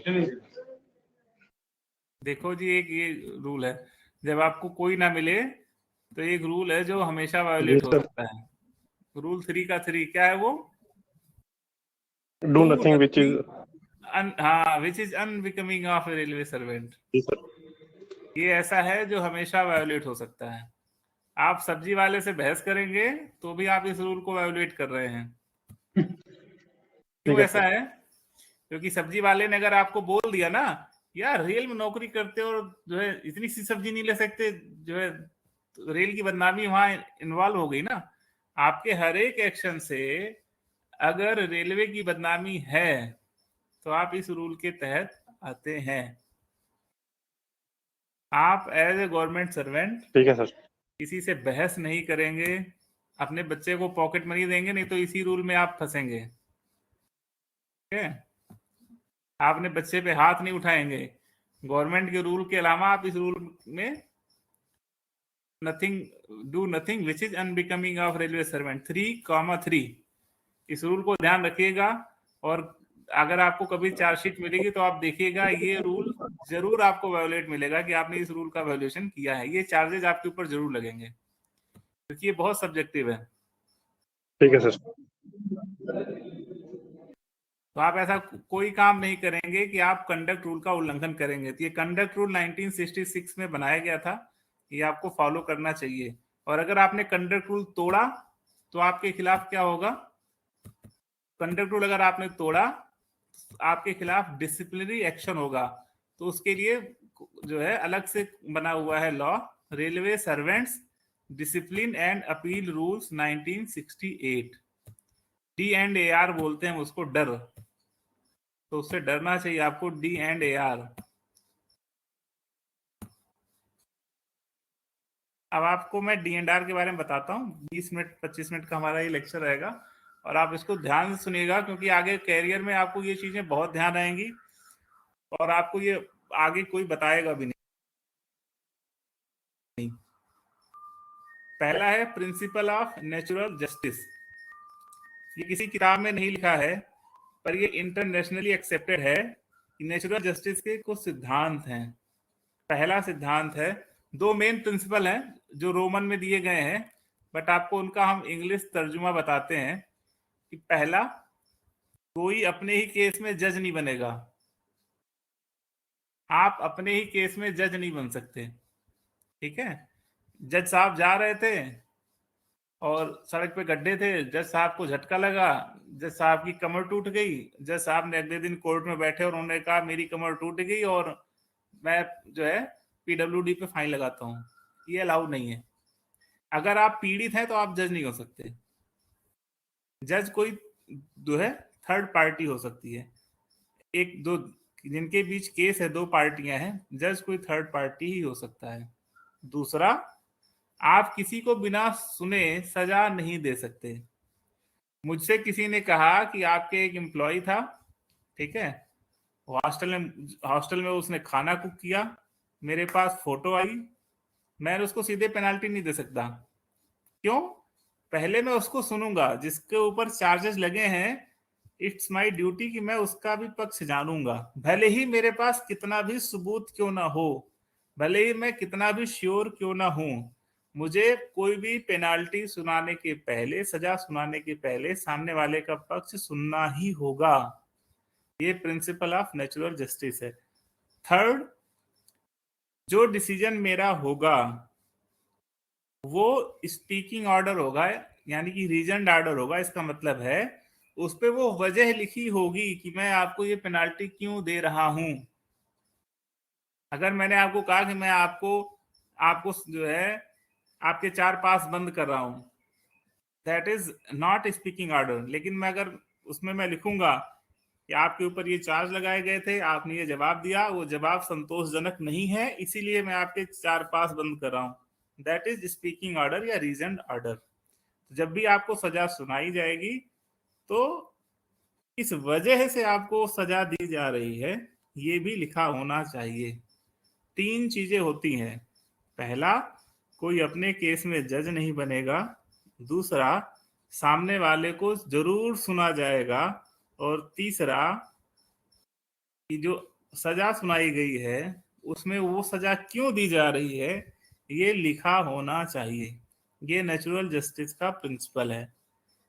ये इसलिए आपको जानना चाहिए, कई बार लोग जो है डिपार्टमेंटल एक्शंस में पहली चीज तो ये है कोर्ट सुनवाई नहीं करती है। मैं आपको फिर बता दूं, बहुत से लोग के दिमाग में ये भ्रम है, आपका डिपार्टमेंट आपके ऊपर जो एक्शन लेता है अगर आप उसको कोर्ट में चैलेंज करते हैं तो उसमें आपको कोई फायदा नहीं होता है, क्योंकि डिपार्टमेंट एक्शन के खिलाफ कोर्ट में नॉर्मली चैलेंज नहीं कोर्ट एक्सेप्ट करती है, ऐसे केस को इंटरटेन नहीं करती है। ऐसे केस को इंटरटेन कोर्ट तभी करती है जब आप ये प्रूफ कर ले जाओ कि आपका पक्ष नहीं सुना गया था। अगर आप ये प्रूफ कर ले जाते हैं कि आपका पक्ष सुने बिना ही फैसला सुना दिया आपके अथॉरिटी ने, तो ही कोर्ट इंटरटेन करती है। और उस केस में भी कोर्ट बस ये करती है कि आपके डिसिप्लिनरी अथॉरिटी को, आपके ऑफिसर को ऑर्डर करती है कि इनका पक्ष सुन के डिसीजन दीजिए। इसके अलावा कोर्ट कभी भी डिपार्टमेंटल एक्शन में इंटरवीन नहीं करती है। आई होप ये आपको क्लियर हो गया हो। तो अगर नेचुरल जस्टिस नहीं है तो वो डिसीजन कोर्ट कैंसिल करती है और कहती है कि दोबारा से सुनवाई करिए। नेचुरल जस्टिस आपका फंडामेंटल राइट नहीं है। कई केस में सुप्रीम कोर्ट ने इसको क्लियर किया है, ये फॉलो होना चाहिए, but it's not a fundamental right. आगे कॉन्स्टिट्यूशनल प्रोविजंस हैं 309, 310, 311, 311 का सेकेंड पार्ट। ये आप बहुत विशेष धाराएं हैं, इनका मतलब आपको समझ नहीं आएगा सीधे सीधे। जैसे अभी मैंने आपको पढ़ाया, रेलवे ने कंडक्ट रूल बनाया, रेलवे ने डी&आर रूल बनाया। रेलवे को ये अथॉरिटी कहां से मिल रही है? आर्टिकल 309 से मिल रही है। संविधान का आर्टिकल 309 ये कहता है कि गवर्नमेंट अपने एम्प्लॉय को रेगुलेट करने के लिए रूल बना सकती है। तो हमारा railway services conduct rule constitution का पार्ट नहीं है। रेलवे सर्विसेज डी&आर रूल कॉन्स्टिट्यूशन का पार्ट नहीं है, बट कॉन्स्टिट्यूशन में आर्टिकल 309 ने गवर्नमेंट को जो पावर दी थी, गवर्नमेंट उस पावर को इस्तेमाल करते हुए इन सारे लॉज को पार्लियामेंट में बनाती है। ठीक है। आर्टिकल 310 ये स्पेसिफाई करता है कि सेंट्रल गवर्नमेंट के जो भी एम्प्लॉय होंगे, जब तक प्रेसिडेंट चाहेगा तभी तक वो नौकरी कर सकेंगे। Central government employee hold their positions during the pleasure of the president. What is the meaning of president? बताइए, ये मैं किससे पूछूं? हुड्डा आप बताइए। Yes sir. बताइए प्रेसिडेंट का मतलब क्या हुआ? सर वैसे तो sir first citizen of India. President इस रूल में आर्टिकल 310 में लिखा है, central government employee hold their positions during the pleasure of the president. Yes sir, president के अंडर आते हैं सर। आप सब जो है जब अपने कंपटीशन एग्जाम की तैयारी कर रहे थे तो आपने पढ़ा था हमारे देश में 3 है ना, क्या है? जुडिशरी, उसके ऊपर लेजिस्लेटिव, एग्जीक्यूटिव और जुडिशरी, 3 पार्ट है ना? जी सर। लेजिस्लेटिव, एग्जीक्यूटिव और judiciary. So president is the executive authority. President is the Executive authority. बस यही तो डाउट दूर करना था आप लोग का। प्रेसिडेंट लेजिस्लेटिव अथॉरिटी भी है और एग्जीक्यूटिव अथॉरिटी भी है।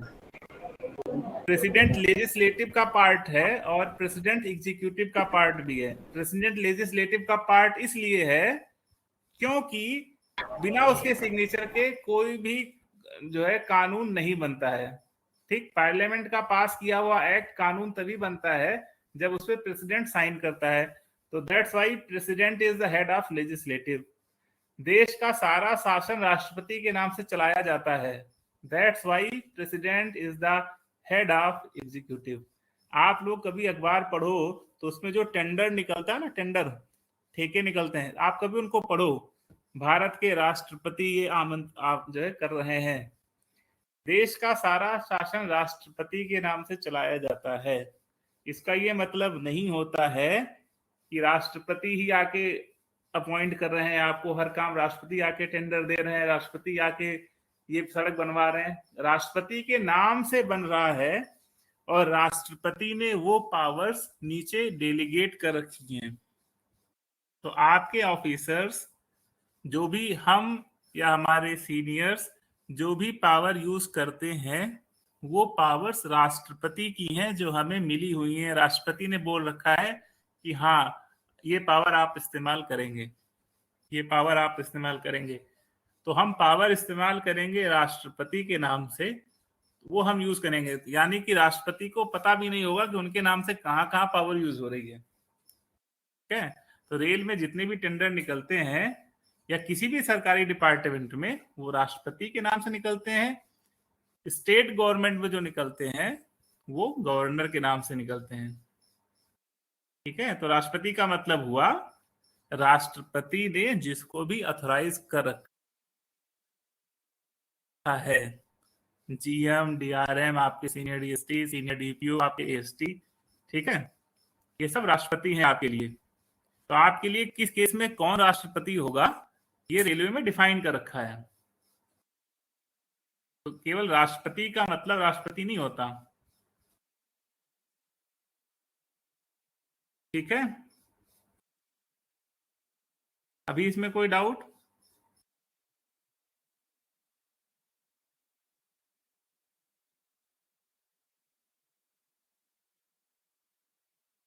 जो हम जैसे ऑफिसर्स की या जो भी आप लोग की वैकेंसी निकलती है ना, उसमें लिखा होता है कि राष्ट्रपति की तरफ से ये विज्ञप्ति जारी की जाती है कि इतना उनको भर्ती चाहिए, ये चाहिए, वो चाहिए। जैसे हम लोग की appointing authority president of India है, तो इट डज नॉट मीन कि हमारे ऑफर लेटर पे प्रेसिडेंट ऑफ इंडिया ने साइन किए हैं। नो, हमारे ऑफर लेटर पे किसी ज्वाइंट सेक्रेटरी के साइन है, वो joint secretary acting on behalf of president है। ठीक है, तो प्रेसिडेंट के बिहाफ पे कोई भी जो शेड्यूल ऑफ पावर डिफाइन किया गया है उसमें से कोई भी बंदा जिसको भी ये पावर दी गई वो उसको इस्तेमाल करेगा। तो हमारी अपॉइंटिंग अथॉरिटी प्रेसिडेंट है। इट डज नॉट मीन कि प्रेसिडेंट ने हमारे लेटर पे साइन किया है। आप लोग आगे भी एग्जाम देंगे और आगे भी जाएंगे तो प्रेसिडेंट टर्म का मतलब समझिए। प्रेसिडेंट डायरेक्टली किसको अपॉइंट करता है, बताइए Pooja Shri? President directly CAG, Comptroller and Auditor General of India and Attorney General of India. President appoint करता है प्राइम मिनिस्टर को, कैग को, ऑडिटर जनरल को, इन सबको जब अपॉइंट करता है तो उनका आप ऑफर लेटर देखेंगे तो उस पे लिखा रहता है appointment by president bye A warrant under his hand and seal. ये पूरा टर्म लिखा रहता है, appointment by the president bye A warrant under his hand and seal. इस जहां भी ये लिखा रहता है इसका मतलब उन्हीं को प्रेसिडेंट डायरेक्टली अपॉइंट करता है। उनकी ऑफर लेटर पे प्रेसिडेंट साइन कर देगा या उस प्रेसिडेंट का पर्सनल अप्रूवल होगा, बाकी सारे पावर्स डेलीगेट रहते हैं। तो प्रेसिडेंट के नाम से राष्ट्र का शासन चलता है, बट प्रेसिडेंट को पता नहीं लगता उसकी पावर कौन इस्तेमाल कर रहा है। तो आर्टिकल 311। सर मुझे एक डाउट है, बताइए madam. Excuse me sir. Sir आपने एक स्टेटमेंट बोला था कि president is a part of legislature. Yes, I have doubt in this statement because I read president is not a part of legislature. Okay. Generally parliament में 3 parts होते हैं, president, Lok Sabha and Rajya Sabha. तो president हो गया ना पार्ट आपका। Sir हम इसको डायरेक्टली ऐसे कहेंगे कि president is a part of legislature. Okay sir. आपने तो कहा लेजिस्लेचर का है। Sir, but I read that the president is not the integral part of the legislature. ठीक है, कोई बात नहीं। मेरा कहने का मतलब ये था कि बिना उसके साइन के कोई भी लेजिस्लेचर नहीं बनता है। हाँ, okay sir, that is right. लेकिन जब आप पढ़ेंगे तो आपको क्लियर मिल जाएगा, पूरी लाइन मिलेगी लिखी हुई, legislature of the union which is called parliament, it consists of president and known as council of state and house of the people. Yes, so president plus Lok Sabha plus Rajya Sabha. Article 311(1) ये आपको कहता है कि आप जो है ना, आपका हेल्पर आपको नौकरी से सस्पेंड नहीं कर सकता, आपसे सीनियर ऑफिसर होना चाहिए। आर्टिकल 311 आपको अथॉरिटी देता है, आपको प्रोटेक्शन देता है कि जिसने आपको अपॉइंट किया है ना, उससे नीचे का ऑफिसर आपको नौकरी से बाहर नहीं कर सकता। आपके अपॉइंटिंग अथॉरिटी कौन है? एपीओ, ठीक है, असिस्टेंट पर्सनल ऑफिसर। उनसे नीचे का बंदा आपको नौकरी से बाहर नहीं कर सकता। आर्टिकल 311(2) ये आपको कहता है बिना आपका पक्ष जाने आपके खिलाफ कोई एक्शन नहीं लिया जाएगा। वही जो प्रिंसिपल ऑफ नेचुरल जस्टिस।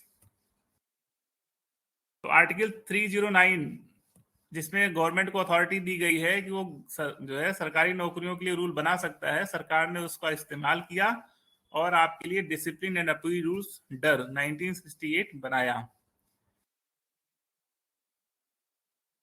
अब यहां से आप देखिए, अगर आप कोई गलती करते हैं, आपने नौकरी में सर्विस के दौरान कोई भी गलती आपने करी, जानबूझ के करी, तो जो आपका कंट्रोलिंग ऑफिसर है वो आपके खिलाफ 2 टाइप के एक्शन ले सकता है। First is administrative action, second is action under D&R rules.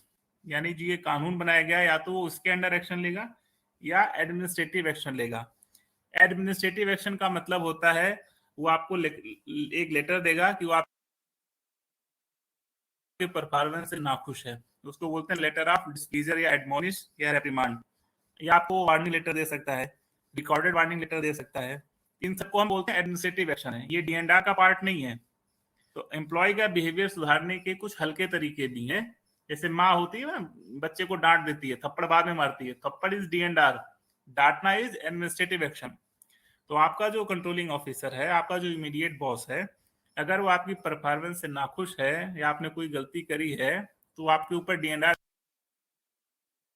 Action नहीं लेना चाहता है क्योंकि आपकी गलती थोड़ी सी है, तो आपको लेटर ऑफ डिस्प्लीजर दे देगा, वार्निंग लेटर दे देगा या रिकॉर्डेड वार्निंग दे देगा। ये तीनों चीजें आपके अपार में साल के अंत में जो आपकी APR भरी जाएगी उसमें लिखी जाएंगी कि आपको इतने लेटर ऑफ डिस्प्लीजर मिले, इतने वार्निंग लेटर मिले और इतने रिकॉर्डेड वार्निंग लेटर मिले। Warning letter, recorded warning letter में डिफरेंस क्या होता है? रिकॉर्डेड वार्निंग लेटर आपके सर्विस रिकॉर्ड का पार्ट होता है। वार्निंग लेटर आपके सर्विस रिकॉर्ड में नहीं आएगा, APR में आएगा। सर्विस रिकॉर्ड में आने का मतलब ये होता है कि जब कभी भी आपकी प्रमोशन के लिए आपका सर्विस रिकॉर्ड देखा जाएगा तो उसमें अगर कोई वार्निंग लेटर मिला तो आपके उतने ही नंबर काट दिए जाएंगे। जब आप कभी प्रमोट होंगे तो आपका सर्विस रिकॉर्ड देखा जाता है, तो आपकी हर अचीवमेंट के कुछ नंबर डिफाइन होते हैं। तो उस नंबर में से अगर आपको रिकॉर्डेड वार्निंग लेटर मिला है तो कुछ नंबर्स काट दिए जाएंगे। रिकॉर्डेड वार्निंग लेटर जो होते हैं वो आपके फ्यूचर प्रमोशन को अफेक्ट करते हैं। ठीक है, तो आपका सीनियर आपको वार्निंग लेटर दे सकता है, लेटर ऑफ डिस्प्लीजर दे सकता है या रिकॉर्डेड वार्निंग दे सकता है। यहाँ आपको एक चीज जानना चाहिए, आपके सर्विस रिकॉर्ड में अगर कोई लेटर रिकॉर्ड होना है, वार्निंग लेटर रिकॉर्ड होना है, तो वो तभी रिकॉर्ड हो सकता है जब आपका पक्ष सुन लिया गया हो। इसीलिए अगर आपको लेटर ऑफ डिस्प्लीजर दिया जा रहा है तो आप उसको लीजिए, उसको आप रिप्लाई करिए ना करिए कोई जरूरत नहीं है। लेकिन जब कभी आपको रिकॉर्डेड वार्निंग लेटर दिया जाएगा तो आपको उसको रिप्लाई करना ही करना है, क्योंकि आपकी रिप्लाई के बाद ही वो सर्विस रिकॉर्ड का पार्ट बनेगा। बिना आपका रिप्लाई जाने आपका ऑफिसर कोई भी लेटर आपके सर्विस रिकॉर्ड का पार्ट नहीं बना सकता। यस, अगर वो आपकी तारीफ का पत्र है तो वो बना देगा। ठीक है, आपका इमीडिएट बॉस आपको आपकी अच्छी परफॉर्मेंस के लिए अप्रेजल लेटर भी दे सकता है, और अप्रेजल लेटर वो सर्विस रिकॉर्ड का पार्ट बना सकता है, नहीं बना सकता है, ये उसकी इच्छा है। लेकिन वार्निंग लेटर अगर रिकॉर्डेड है और वो आपके सर्विस रिकॉर्ड का हिस्सा बनना है तो आपको उसका रिप्लाई देना पड़ेगा। अगर आप उसका रिप्लाई नहीं देते हैं तो D&R के तहत आपके खिलाफ कार्रवाई की जाएगी। तो जैसे बच्चे को सुधारने के लिए माँ बाप उसको डांटते हैं, थप्पड़ वाला सेकंड ऑप्शन है, तो ये डांटने वाले जो हैं वो एडमिनिस्ट्रेटिव एक्शंस कहे जाते हैं, ये D&R का हिस्सा नहीं होते हैं। तो अगर आपने बड़ी गलती करी है, आपका ऑफिसर कहता है जो है इनकी परफॉर्मेंस ऐसी है कि ये लेटर देने से, वार्निंग देने से इनकी सेहत पे कोई फर्क नहीं पड़ रहा है, तब वो D&R एक्शन लेता है। तो D&R एक्शन में क्या है? D&R जो रूल बनाया गया 1968, इसमें 7 पार्ट और 3 शेड्यूल है। ये थ्योरी आपको जानने की जरूरत नहीं है, काम की चीज आपकी है कि पार्ट 3 क्या, रूल 6, इसमें पेनाल्टी डिफाइन की गई है कि आपको कौन कौन सी सजा दी जा सकती है। फिक्स है कि आपको यही पेनाल्टी मिल सकती है। ये 1 अक्टूबर 1968 से आया है। इसमें डिफाइन किया गया शुरू में तो कौन अपॉइंटिंग अथॉरिटी होगा। इसका जो पार्ट 2 है वो सस्पेंशन को डील करता है। सस्पेंशन 2 तरह से होते हैं, एक रूल 5(1) के तहत और एक रूल 5(2) के तहत। दो टाइप के सस्पेंशन होते हैं, point number 1। Point number 2, suspension कोई पेनाल्टी नहीं है। अगर आपको सस्पेंड किया गया है तो आप ये नहीं कह सकते मुझे पेनाल्टी दी गई है। क्लियर है? Suspension is not a penalty. एकदम क्लियर दिमाग में बैठा लीजिए। सस्पेंशन का मतलब होता है कि आपके काम करने से पब्लिक की सेफ्टी में, ट्रेन के सेफ ऑपरेशन में खतरा हो सकता था, इसीलिए आपको काम से टेम्पोररी हटा दिया गया है। ठीक है, सस्पेंशन का मतलब होता है आपको काम से टेम्पोररी हटा दिया गया है, आपको कोई पेनाल्टी नहीं दी गई है, क्योंकि आपके काम करने से, वर्क प्लेस पे मौजूद रहने से रेलवे के सेफ ऑपरेशन में खतरा हो सकता था। That's why you are suspended. तो जब भी आपको सस्पेंड किया जाएगा तो स्टैंडर्ड फॉर्म होता है, एक स्टैंडर्ड फॉर्म होता है, ऐसे डिफाइन है, SF1 SF2 standard form number 1 2, हर एक का पर्पस भी अलग अलग है। तो आपको स्टैंडर्ड फॉर्म 1 भर के आपको ऑफिसर दे देगा, जिसमें लिखा रहेगा कि आप इस तारीख से सस्पेंड हो गए हैं। ठीक है, सस्पेंशन में क्या होगा, आपको जो सैलरी मिलेगी उसको हम बोलते हैं सबसिस्टेंस अलाउंस, उसको बोलते हैं सबसिस्टेंस अलाउंस। और आपको अपने हेडक्वार्टर जो है मौजूद रहना होगा, आप हेडक्वार्टर छोड़ के नहीं जा सकते। आपको ऑफिस आके अटेंडेंस रजिस्टर साइन करने की जरूरत नहीं है। ड्यूरिंग सस्पेंशन आपको अटेंडेंस रजिस्टर साइन नहीं करना है, लेकिन आपको हेडक्वार्टर में मौजूद रहना है। आपका ऑफिसर आपको जब भी बुलाएगा आपको आना पड़ेगा, इंक्वायरी में सहयोग करना पड़ेगा, और आपको उस दौरान सबसिस्टेंस अलाउंस मिलेगा। आपके पास आपको कम मिलेंगे, एक पास मिलेगा आपको, और ये सारी फैसिलिटीज हैं जो आपको मिलेंगी, क्या मिलेंगी क्या नहीं मिलेंगी। आपको ट्रीटमेंट मिलेगा, DA मिलेगा, चाइल्ड एजुकेशन अलाउंस, ये सब मिलता रहेगा, और आपको सबसिस्टेंस अलाउंस मिलेगा जो कि आपकी तनख्वाह का आधा होगा। इसका 3 महीने बाद रिव्यू किया जा सकता है। ठीक है, तो ड्यूरिंग सस्पेंशन, वो भी सस्पेंशन कौन सा, रूल 5(1) के तहत, रूल 5(1) के तहत जो सस्पेंशन है, जिसमें SF1 आपको इशू किया जाएगा, ठीक है, उसके तहत ही। चूंकि ये कोई पेनाल्टी नहीं है तो आप ये नहीं कह सकते मुझे सजा दी गई है। Suspension is not a penalty. एक है रूल 5(2) के तहत सस्पेंशन है, जिसमें आपको SF2 भर के दिया जाएगा, स्टैंडर्ड फॉर्म 2 भर के दिया जाएगा। Deemed to have place under suspension, अगर आपको जेल में गए हुए 48 घंटे हो गए हैं, ठीक, अगर आपको किसी केस में आपको पुलिस आई, जेल में लेके चली गई और 48 घंटे एक्सीड कर गए, ठीक है जी, या अगर आप कन्विक्ट हो गए किसी अपराध में, कोर्ट ने कन्विक्ट कर दिया, तो आप deemed to have place under suspension हो जाएंगे। इसका ये मतलब होता है कि आपको ऑफिसर आपको फार्म वार्म भर के नहीं देगा, आप ऑटोमेटिकली सस्पेंड हो गए। हालांकि आपके ऑफिसर से एक्सपेक्ट किया जाता है कि वो SF2 भर के जितना जल्दी हो दे दे, जिससे कि आपके सैलरी वैलरी का एक्शन लिया जा सके। अगर वो फॉर्म भर के नहीं भी देता है तो भी आप 48 घंटा पूरा होते ही सस्पेंड हो गए। ठीक है, इसीलिए कई बार पुलिस वाले फ्राइडे अरेस्ट करते हैं। क्यों अरेस्ट करते हैं फ्राइडे, बताइए मॉनिटर साहब, बताइए मेरे को। फ्राइडे आप अरेस्ट हुए तो क्या होगा?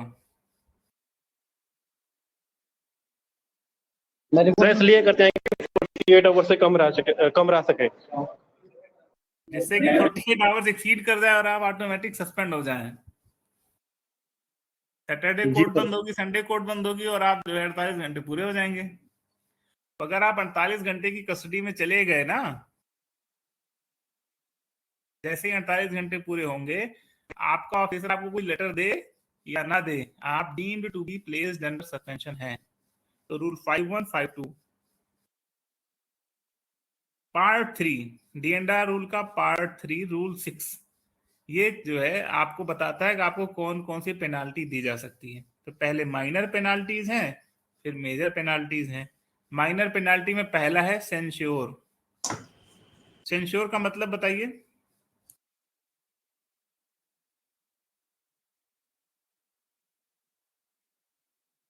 सेंश्योर का मतलब मेरे को प्रिंस कुशवाहा जी बताइए।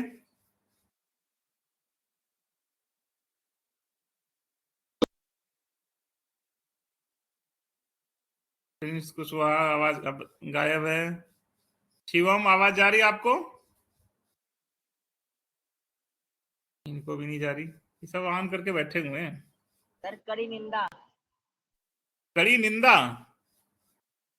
Very good. सेंश्योर का मतलब होता है निंदा, ठीक है। सेंश्योर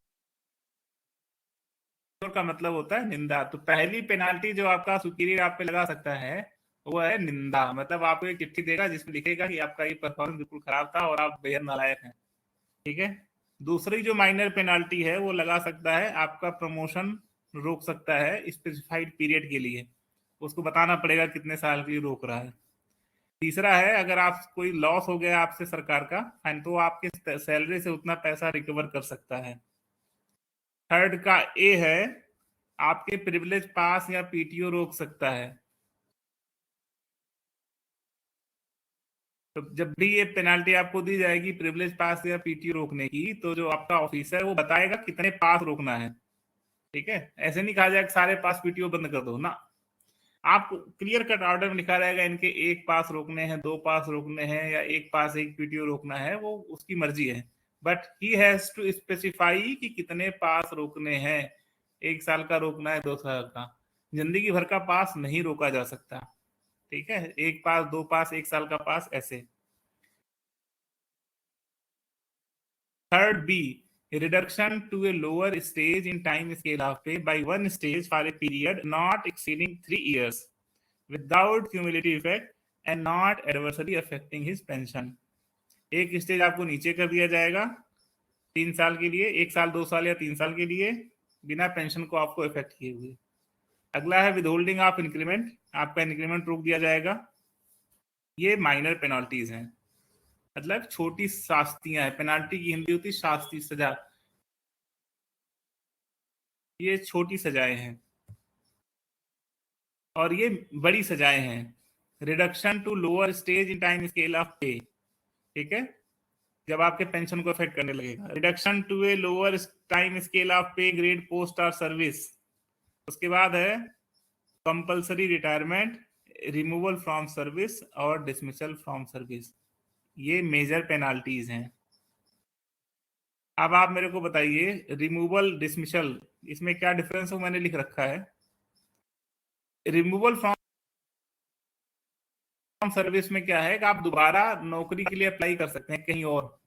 अभी आपकी उम्र बची हुई है मान लीजिए, तो आप रिमूवल फ्रॉम सर्विस हो गए, तो आप कहीं और फॉर्म निकला सरकारी नौकरी का, तो आपने भर दिया, आप वहां सेलेक्ट हो गए, गुड। लेकिन अगर आप डिसमिस कर दिए गए नौकरी से, तो आप दोबारा किसी भी सरकार में, सेंट्रल गवर्नमेंट या स्टेट गवर्नमेंट में, कहीं भी नौकरी नहीं कर सकते। डिसमिसल मतलब आप फ्यूचर एम्प्लॉयमेंट के लिए डिस्क्वालीफाई हो गए। और रिमूवल फ्रॉम सर्विस का मतलब होता है ये नौकरी गई, लेकिन अगर आपकी उम्र बची हुई है और क्वालिफिकेशन है, तो कहीं और सरकारी वैकेंसी आएगी तो आप उसको भर सकते हैं वहां पे। अगर कंपल्सरी रिटायर हो गए हैं तो पेंशनरी बेनिफिट आपको मिलेगा, लेकिन डिसमिस या रिमूव हुए हैं तो कोई पेंशन का बेनिफिट नहीं मिलेगा। ये जो मैं बात कर रहा था स्टैंडर्ड फॉर्म की, वो है जब आपको नॉर्मल सस्पेंड करना होगा तो स्टैंडर्ड फॉर्म 1 भर के दिया जाएगा। इसमें आपके काम का है, 1 पे आप सस्पेंड होंगे, 4 पे आपका सस्पेंशन खत्म हो जाएगा, 4 नंबर का फॉर्म दिया जाएगा। 5 नंबर के फॉर्म पे मेजर पेनाल्टी की चार्जशीट दी जाएगी। 11 नंबर पे माइनर पेनाल्टी, SF5 और SF11, ये 2 वर्ड हैं। जब आपको मेजर पेनाल्टी देनी होगी तो SF5 दिया जाएगा, चार्जशीट दी जाएगी SF5, और जब आपको छोटी सजा दी जानी होगी तो 11 नंबर दी जाएगी, SF11। जब भी आपको चार्जशीट दी जाएगी, हेलो, किसी को पूछना है कुछ इसमें? जी सर, ये जो दूसरे नंबर की सस्पेंशन वाली पेनल्टी थी, अगर इसमें झूठे केस में फंसाया जा रहा हो और आप 48 घंटे से ज्यादा जेल में हो जाएं, फिर भी चला जाएगा जॉब? जॉब नहीं जाएगा, जॉब जाना एक अलग चीज है। ये इनका डाउट बहुत अच्छा है। अगर आप किसी भी वजह से अरेस्ट हो गए, 48 घंटे से ज्यादा टाइम के लिए अगर आप जेल में हैं, जैसे आपको जेल में 24 घंटे के लिए भेजा गया, आप सस्पेंड नहीं है, जैसे ही 48 घंटे पूरे हुए और आप जेल में हैं, तो आप अपने आप सस्पेंड मान लिए जाएंगे। उसके लिए आपको लेटर नहीं निकाला जाएगा। हालांकि आपके ऑफिसर से उम्मीद की जाती है वो लेटर निकाले, लेकिन इसमें इसलिए ऐसा रूल दिया गया, भाई आप जेल में चले गए, ऑफिसर को सपना थोड़ी ना आ रहा है। मान लीजिए आपका ऑफिसर बैठता है दिल्ली में, आप नौकरी कर रहे थे दिल्ली से 100 किलोमीटर दूर, और वहां आप जेल में चले गए, इसीलिए रूल बनाया गया डीम टू बी सस्पेंडेड। तो अगर आप 48 घंटे से ज्यादा जेल में हैं तो आप ऑटोमेटिक सस्पेंड मान लिए जाएंगे और नौकरी आपकी नहीं जाएगी। जेल से आप बाहर आ गए और नौकरी पे आइए। जेल में जाने का ये मतलब नहीं होता कि मुझे सजा मिल गई, लेकिन अगर आप कोर्ट से कन्विक्ट हो गए, कोर्ट ने आपको अपराधी घोषित कर दिया, उस केस में आपकी नौकरी खत्म कर दी जाएगी। उसमें कोई सुनवाई की जरूरत नहीं है, क्योंकि जब कोर्ट किसी को सजा देती है तो उसने तो सुनवाई की होगी। आपको नेचुरल जस्टिस के सिद्धांत का जो है उसने तो पालन किया होगा, आपको सुनवाई के मौके भी दिए होंगे। तो उस केस में आपके ऑफिसर को आपको सुनवाई करने की जरूरत नहीं है और आपकी नौकरी वो खत्म कर देगा। तो जब आपको कोर्ट ने कन्विक्ट कर दिया देन आपकी नौकरी खत्म। और अगर आप ऐसे ही जेल में आ जा रहे हैं, पड़ोसी ने शिकायत कर दी, आप जेल चले गए, वाइफ ने शिकायत कर दी, दहेज के नाम पे आप जेल चले गए, उस केस में 48 घंटे के बाद आप ऑटोमेटिक सस्पेंड मान लिए जाएंगे। जेल से बाहर आते ही आप नौकरी पे आइए, अपनी नौकरी करिए। लेकिन कोर्ट से कन्विक्ट होने के बाद कोई सुनवाई नहीं है। क्लियर? यस सर, क्लियर है।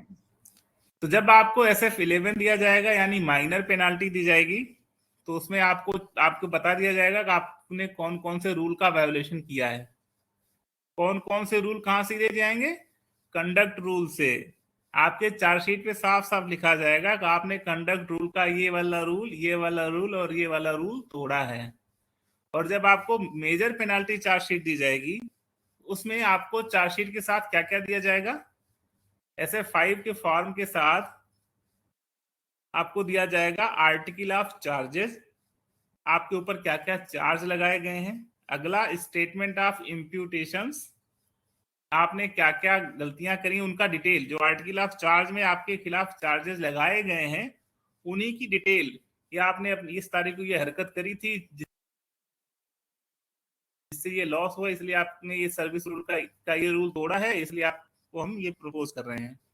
तो आर्टिकल ऑफ चार्जेस में केवल ये लिखा रहेगा आपको कौन कौन से आपने, जो सारांश में लिखा रहेगा 2-2 लाइन में कि आपने ये रूल्स ब्रेक किए हैं। और एनेक्सर 2 में उन्हीं का डिटेलिंग रहेगी। एनेक्सर 3 में रहेगा कौन कौन से डॉक्यूमेंट के बेस पे हम आपको वो चार्जेस लगा रहे हैं, जिसको बोलते हैं रिलाइड अपॉन डॉक्यूमेंट्स या RUD। और एनेक्सर 4 में रहेगा विटनेस की लिस्ट रहेगी। ठीक है, हम आपके ऊपर जो चार्ज लगा रहे हैं उसके लिए कौन कौन से गवाहों को हमने किस किस को गवाह बनाया है। तो जब कभी आपको मेजर चार्जशीट दी जाएगी, माइनर नहीं, जब भी आपको मेजर चार्जशीट दी जाएगी तो सबसे पहले तो SF5 का फॉर्म भर के दिया जाएगा। उसके साथ जो है 4 एनेक्सर रहेंगे। पहला आर्टिकल ऑफ चार्ज रहेगा, दूसरा स्टेटमेंट ऑफ इम्प्यूटेशन रहेगा जिसमें आर्टिकल ऑफ चार्जेस का जो है डिलिबरेट जो एक्सप्लेनेशन होगा, तीसरा डॉक्यूमेंट्स रहेंगे, चौथा लिस्ट ऑफ विटनेस रहेगा। तो जब भी आपको SF5 दिया जाएगा तो आपको उसके साथ ये 4 चीजें भी दी जाएंगी। क्लियर है? और जब भी SF11 दिया जाएगा तो आपको केवल आर्टिकल ऑफ चार्ज दिया जाएगा। क्लियर आपको? इसमें कोई डाउट है? अब एक ग्रीन चीज से लिखा हुआ है, chargesheet must be acknowledged by delinquent employee oblique charge official. जिसको चार्जशीट दी जा रही है, जिसने गुनाह किया है, उसको बोलते हैं डिलिक्वेंट एम्प्लॉई या चार्ज ऑफिशियल, DE या CO। उसको आप चार्ज ऑफिशियल भी बोल सकते हैं या डिलिंक्वेंट एम्प्लॉय भी बोल सकते हैं। जिसने गुनाह किया है इसको चार्जशीट इशू की जा रही है। तो आपको चार्जशीट जब तक रिसीव नहीं हो जाएगी तब तक आपके खिलाफ कार्रवाई प्रारंभ नहीं हो सकती। ठीक है, तो इसमें मैं आपको बहुत इंटरेस्टिंग चीज सुनाता हूँ। पहले जब चार्जशीट देनी होती थी, जैसे मैंने मान लीजिए आपको चार्जशीट दी, ठीक है, तो जिसको मैंने चार्जशीट दी वो क्या करता था, वो ऑफिस आता ही नहीं था। अब ये कार्रवाई शुरू ही तब हो सकती है जब उसने रिसीविंग ले ली हो। आपकी सारी चार्जशीट की कार्रवाई तभी शुरू हो सकती है जब उस एम्प्लॉय ने चार्जशीट एक्सेप्ट कर ली हो, उसको मिल गई हो, वो बताए उसको चार्जशीट मिल गई है। तो लोग क्या करते थे, भाग जाते थे। चार्जशीट लेने आते ही नहीं थे, जब उनको पता चलता है तो उनके खिलाफ चार्जशीट बन गई है, तो उनके घर रजिस्ट्री से भेजी जाती है। किससे भेजा जाता है? रजिस्टर्ड पोस्ट से चार्जशीट भेजी जाती है, या 2 लोग जाते हैं उनके घर के दरवाजे पे चिपका के आते हैं और साथ में फोटो खींच लाते हैं।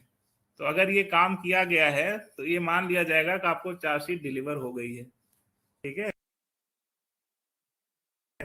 और 2015 के बाद एक चीज आ गई जिसका नाम है व्हाट्सएप।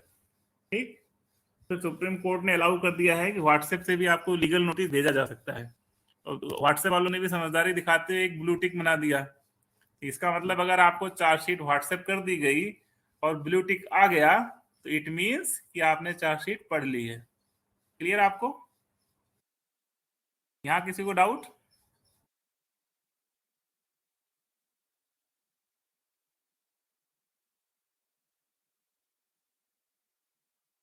तो जो मेजर चार्जशीट होती है उसमें इंक्वायरी करानी होती है। माइनर चार्जशीट में जो आपका ऑफिसर है वो उसने आपको चार्जशीट दी, आपने 10 दिन के भीतर उसको अपना जवाब दे दिया। अब जो ऑफिसर है वो अगर उसको आपका जवाब पसंद आया तो वो चार्जशीट कैंसिल कर देगा। अगर उसको आपका जवाब सेटिस्फैक्टरी नहीं लगा तो आपको कोई भी एक माइनर पेनाल्टी सुना देगा। माइनर चार्जशीट में इंक्वायरी करने की जरूरत नहीं होती है, लेकिन वो जो आपके प्रमोशन को अफेक्ट करने वाली माइनर पेनाल्टीज हैं, अगर उनमें से वो कोई सुना रहा है तो वहां इंक्वायरी करानी पड़ेगी। तो यहाँ क्लियर करते हैं, मेजर पेनाल्टी में हमेशा इंक्वायरी करानी है। माइनर पेनाल्टी में जब आपकी सीनियर जो है प्रमोशन सीनियरिटी अफेक्ट करने वाला कोई सजा दी जा रही है तो इंक्वायरी करानी है। पास पीटीओ बंद करने के लिए कोई इंक्वायरी कराने की जरूरत नहीं है। आपके ऊपर फाइनेंशियल फाइन लगाने के लिए कोई इंक्वायरी कराने की जरूरत नहीं है। तो माइनर पेनाल्टी में कुछ पेनाल्टीज ऐसी हैं जिनके लिए इंक्वायरी करानी चाहिए और कुछ पेनाल्टी ऐसी हैं जिनके लिए कोई इंक्वायरी की जरूरत नहीं है। मेजर चार्जशीट में आपको किसी भी पेनाल्टी को सुनाने के लिए इंक्वायरी की जरूरत पड़ेगी। क्लियर? अब इंक्वायरी में क्या होगा? इंक्वायरी में क्या है कि आपको चार्जशीट मिलेगी, आपको मेजर चार्जशीट मिल गई, आपने जवाब दिया 10 दिन के भीतर, ठीक है, आपके जवाब से वो सेटिस्फाई नहीं है, आपने जवाब दिया है, आपके जवाब से ऑफिसर सेटिस्फाई नहीं है, तो वो एक इंक्वायरी ऑफिसर नॉमिनेट करेगा। तो हमने आज आपको चार्जशीट दी, 10 दिन के भीतर आपने उसका जवाब देना है आपको, और अगर आपको डॉक्यूमेंट देखना है तो आपको 10 दिन और एक्स्ट्रा मिल जाएंगे। तो जब आपने जवाब दे दिया, आपके जवाब से अगर ऑफिसर सेटिस्फाई नहीं है तो वो 10 दिन के भीतर एक इंक्वायरी ऑफिसर नॉमिनेट करेगा। इंक्वायरी ऑफिसर जो है वो इस केस की इंक्वायरी करेगा, और जो आप हैं, जो चार्ज ऑफिशियल है, वो अपना पक्ष रखने के लिए किसी डिफेंस के बंदे को, किसी डिफेंस हेल्पर को, जो रेल का ही बंदा होगा, वकील नहीं होना चाहिए, वो उसको नॉमिनेट करके लाएगा कि हमारे केस में हमारी मदद करेंगे। उसके बाद आपके केस की इंक्वायरी होगी, इंक्वायरी ऑफिसर रिपोर्ट बनाएगा, रिपोर्ट की एक प्रति आपको भी दी जाएगी, और उसके बाद आपको अपना फाइनल कमेंट जो है अपने ऑफिसर के पास भेजना है। आपका ऑफिसर इंक्वायरी रिपोर्ट के बेस पे चाहे तो वो इंक्वायरी रिपोर्ट में एक्सेप्ट करे, चाहे तो इंक्वायरी रिपोर्ट को रिजेक्ट करके दोबारा इंक्वायरी करे, चाहे तो आपकी चार्जशीट कैंसिल कर दे, या आपको कोई मेजर पेनाल्टी सुना दे। ये मोटा मोटा प्रोसीजर है। इसमें इंक्वायरी करानी मस्ट है SF 5 में। तो ये इंक्वायरी की प्रोसीजर्स हैं, ये आपको ना फेस करना पड़े, ठीक है। अब आपके काम की चीज है यहाँ पे, जब आपके खिलाफ एक्शन हो गया, आपको मेजर पेनाल्टी सुना दी गई, आपको NIT मिल गई। NIT का मतलब होता है नोटिस इम्पोजिंग पेनाल्टी, कि भाई आपने ये गुनाह किया था, आपका ये जवाब था जिससे मैं सेटिस्फाई नहीं हूं, तो मैं आपको ये पेनाल्टी दे रहा हूं। तो अगर एक बार आपको मेजर पेनाल्टी मिल गई है तो आपके पास 3 ऑप्शन बचते हैं: अपील, रिवीजन और रिव्यू। जब एक बार आपको सजा मिल गई तो आपके पास 3 ऑप्शन है, या तो आप उस सजा के खिलाफ अपील करेंगे, अपील, रिवीजन, रिव्यू, 3 अलग अलग चीजें हैं ये, अपील, रिवीजन और रिव्यू। अपील अपीलेट अथॉरिटी के पास की जाती है, रिविजनिंग अथॉरिटी के पास की जाती है। रिविजनिंग अथॉरिटी जीएम या डीआरएम होते हैं और रिव्यू प्रेसिडेंट के पास होती है। आपके केस में प्रेसिडेंट का मतलब रेलवे बोर्ड। एक चीज यहाँ आपको और क्लियर हो जानी चाहिए, एक बार अगर आपके ऑफिसर ने आपको सजा सुना दी, उसके बाद उस सजा को रिवाइज करने की अथॉरिटी उसके पास नहीं है, ये ध्यान रखिएगा। ये कई बार ऑफिसर्स भी ऐसी गलती कर देते हैं। एक बार मैंने आपको जो सजा दे दी, उसके बाद दोबारा उसको रिवाइज करने की अथॉरिटी मेरे पास नहीं है। अब वो तो या फिर अपील या रिवीजन में ही जाके चेंज हो सकती है। तो जो अपीलेट अथॉरिटी होता है, को सजा सुनाई जाएगी, एनआईपी मिलेगी, तो उसमें लिखा रहेगा कि आप इस सजा के खिलाफ अगर इसे संतुष्ट नहीं है तो इस ऑफिसर के पास अपील कर सकते हैं। जो सीनियर ऑफिसर होता है जिसने आपको सजा दी है, उसका जो सीनियर है नॉर्मली वही अपीलेट अथॉरिटी होता है। तो आप उसके पास अपील करेंगे। अपील के लिए 45 दिन का समय मिलता है। विद इन 45 डेज आपको अपील करनी है। अपील की लैंग्वेज डिसरिस्पेक्टफुल नहीं होनी चाहिए। तो जो अपीलेट अथॉरिटी है वो या तो ऑर्डर जो उसको आपको सजा दी गई है वो खत्म कर सकता है, या उस सजा को कम कर सकता है, या कहेगा कि बिल्कुल सही सजा दी गई है, या कहेगा कम सजा दी गई है, ज्यादा सजा दो। वो 4 काम कर सकता है। अगर वो सजा बढ़ाना चाहता है तो वो आपको सुनेगा पहले। तो एक बार जब आपकी अपील वाले स्टेप से भी आप सेटिस्फाई नहीं हुए, तब आप अगले 45 दिन के भीतर आप रिवीजन के लिए जा सकते हैं।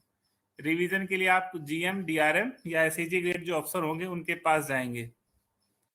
ठीक है, रिवीजन ऑफिसर जे ग्रेड से कम नहीं होना चाहिए।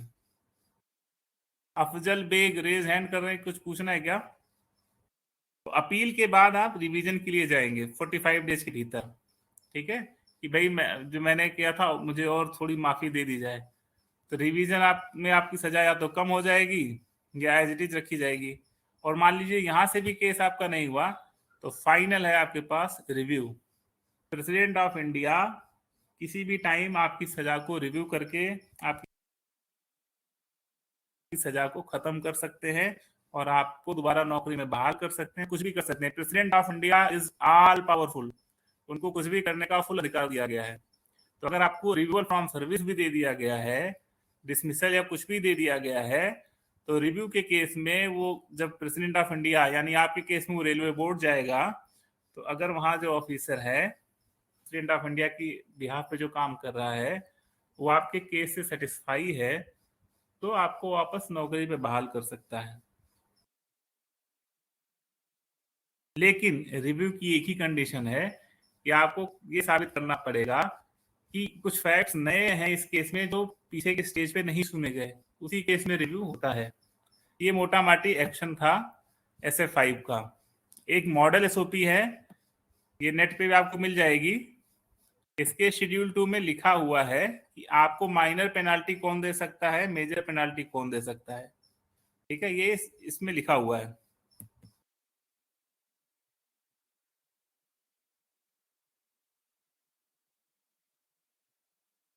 तो आप एसओपी का शेड्यूल 2 देख सकते हैं कि आपको कौन स्टाफ जो है मेजर पेनाल्टी देगा, कौन माइनर पेनाल्टी देगा, सब में क्लियर कट लिखा हुआ है। तो हम आते हैं, नेक्स्ट स्लाइड है।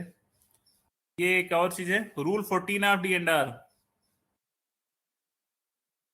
रूल 14 ऑफ D&R ये कहता है कि हर बार इंक्वायरी कराने की जरूरत नहीं है। कुछ केस ऐसे हो सकते हैं जहां पे इंक्वायरी कराना पॉसिबल ना हो या जरूरत ना हो। जैसे आपको कोर्ट सजा मिल गई हो, कोर्ट में आप साबित हो गए आपने अपनी वाइफ को जला के मार डाला है, उस केस में आपके डिस्प्लिनरी अथॉरिटी को इंक्वायरी कराने की जरूरत नहीं है और रूल 14 के तहत वो आप पे सीधे एक्शन ले सकता है। ठीक है,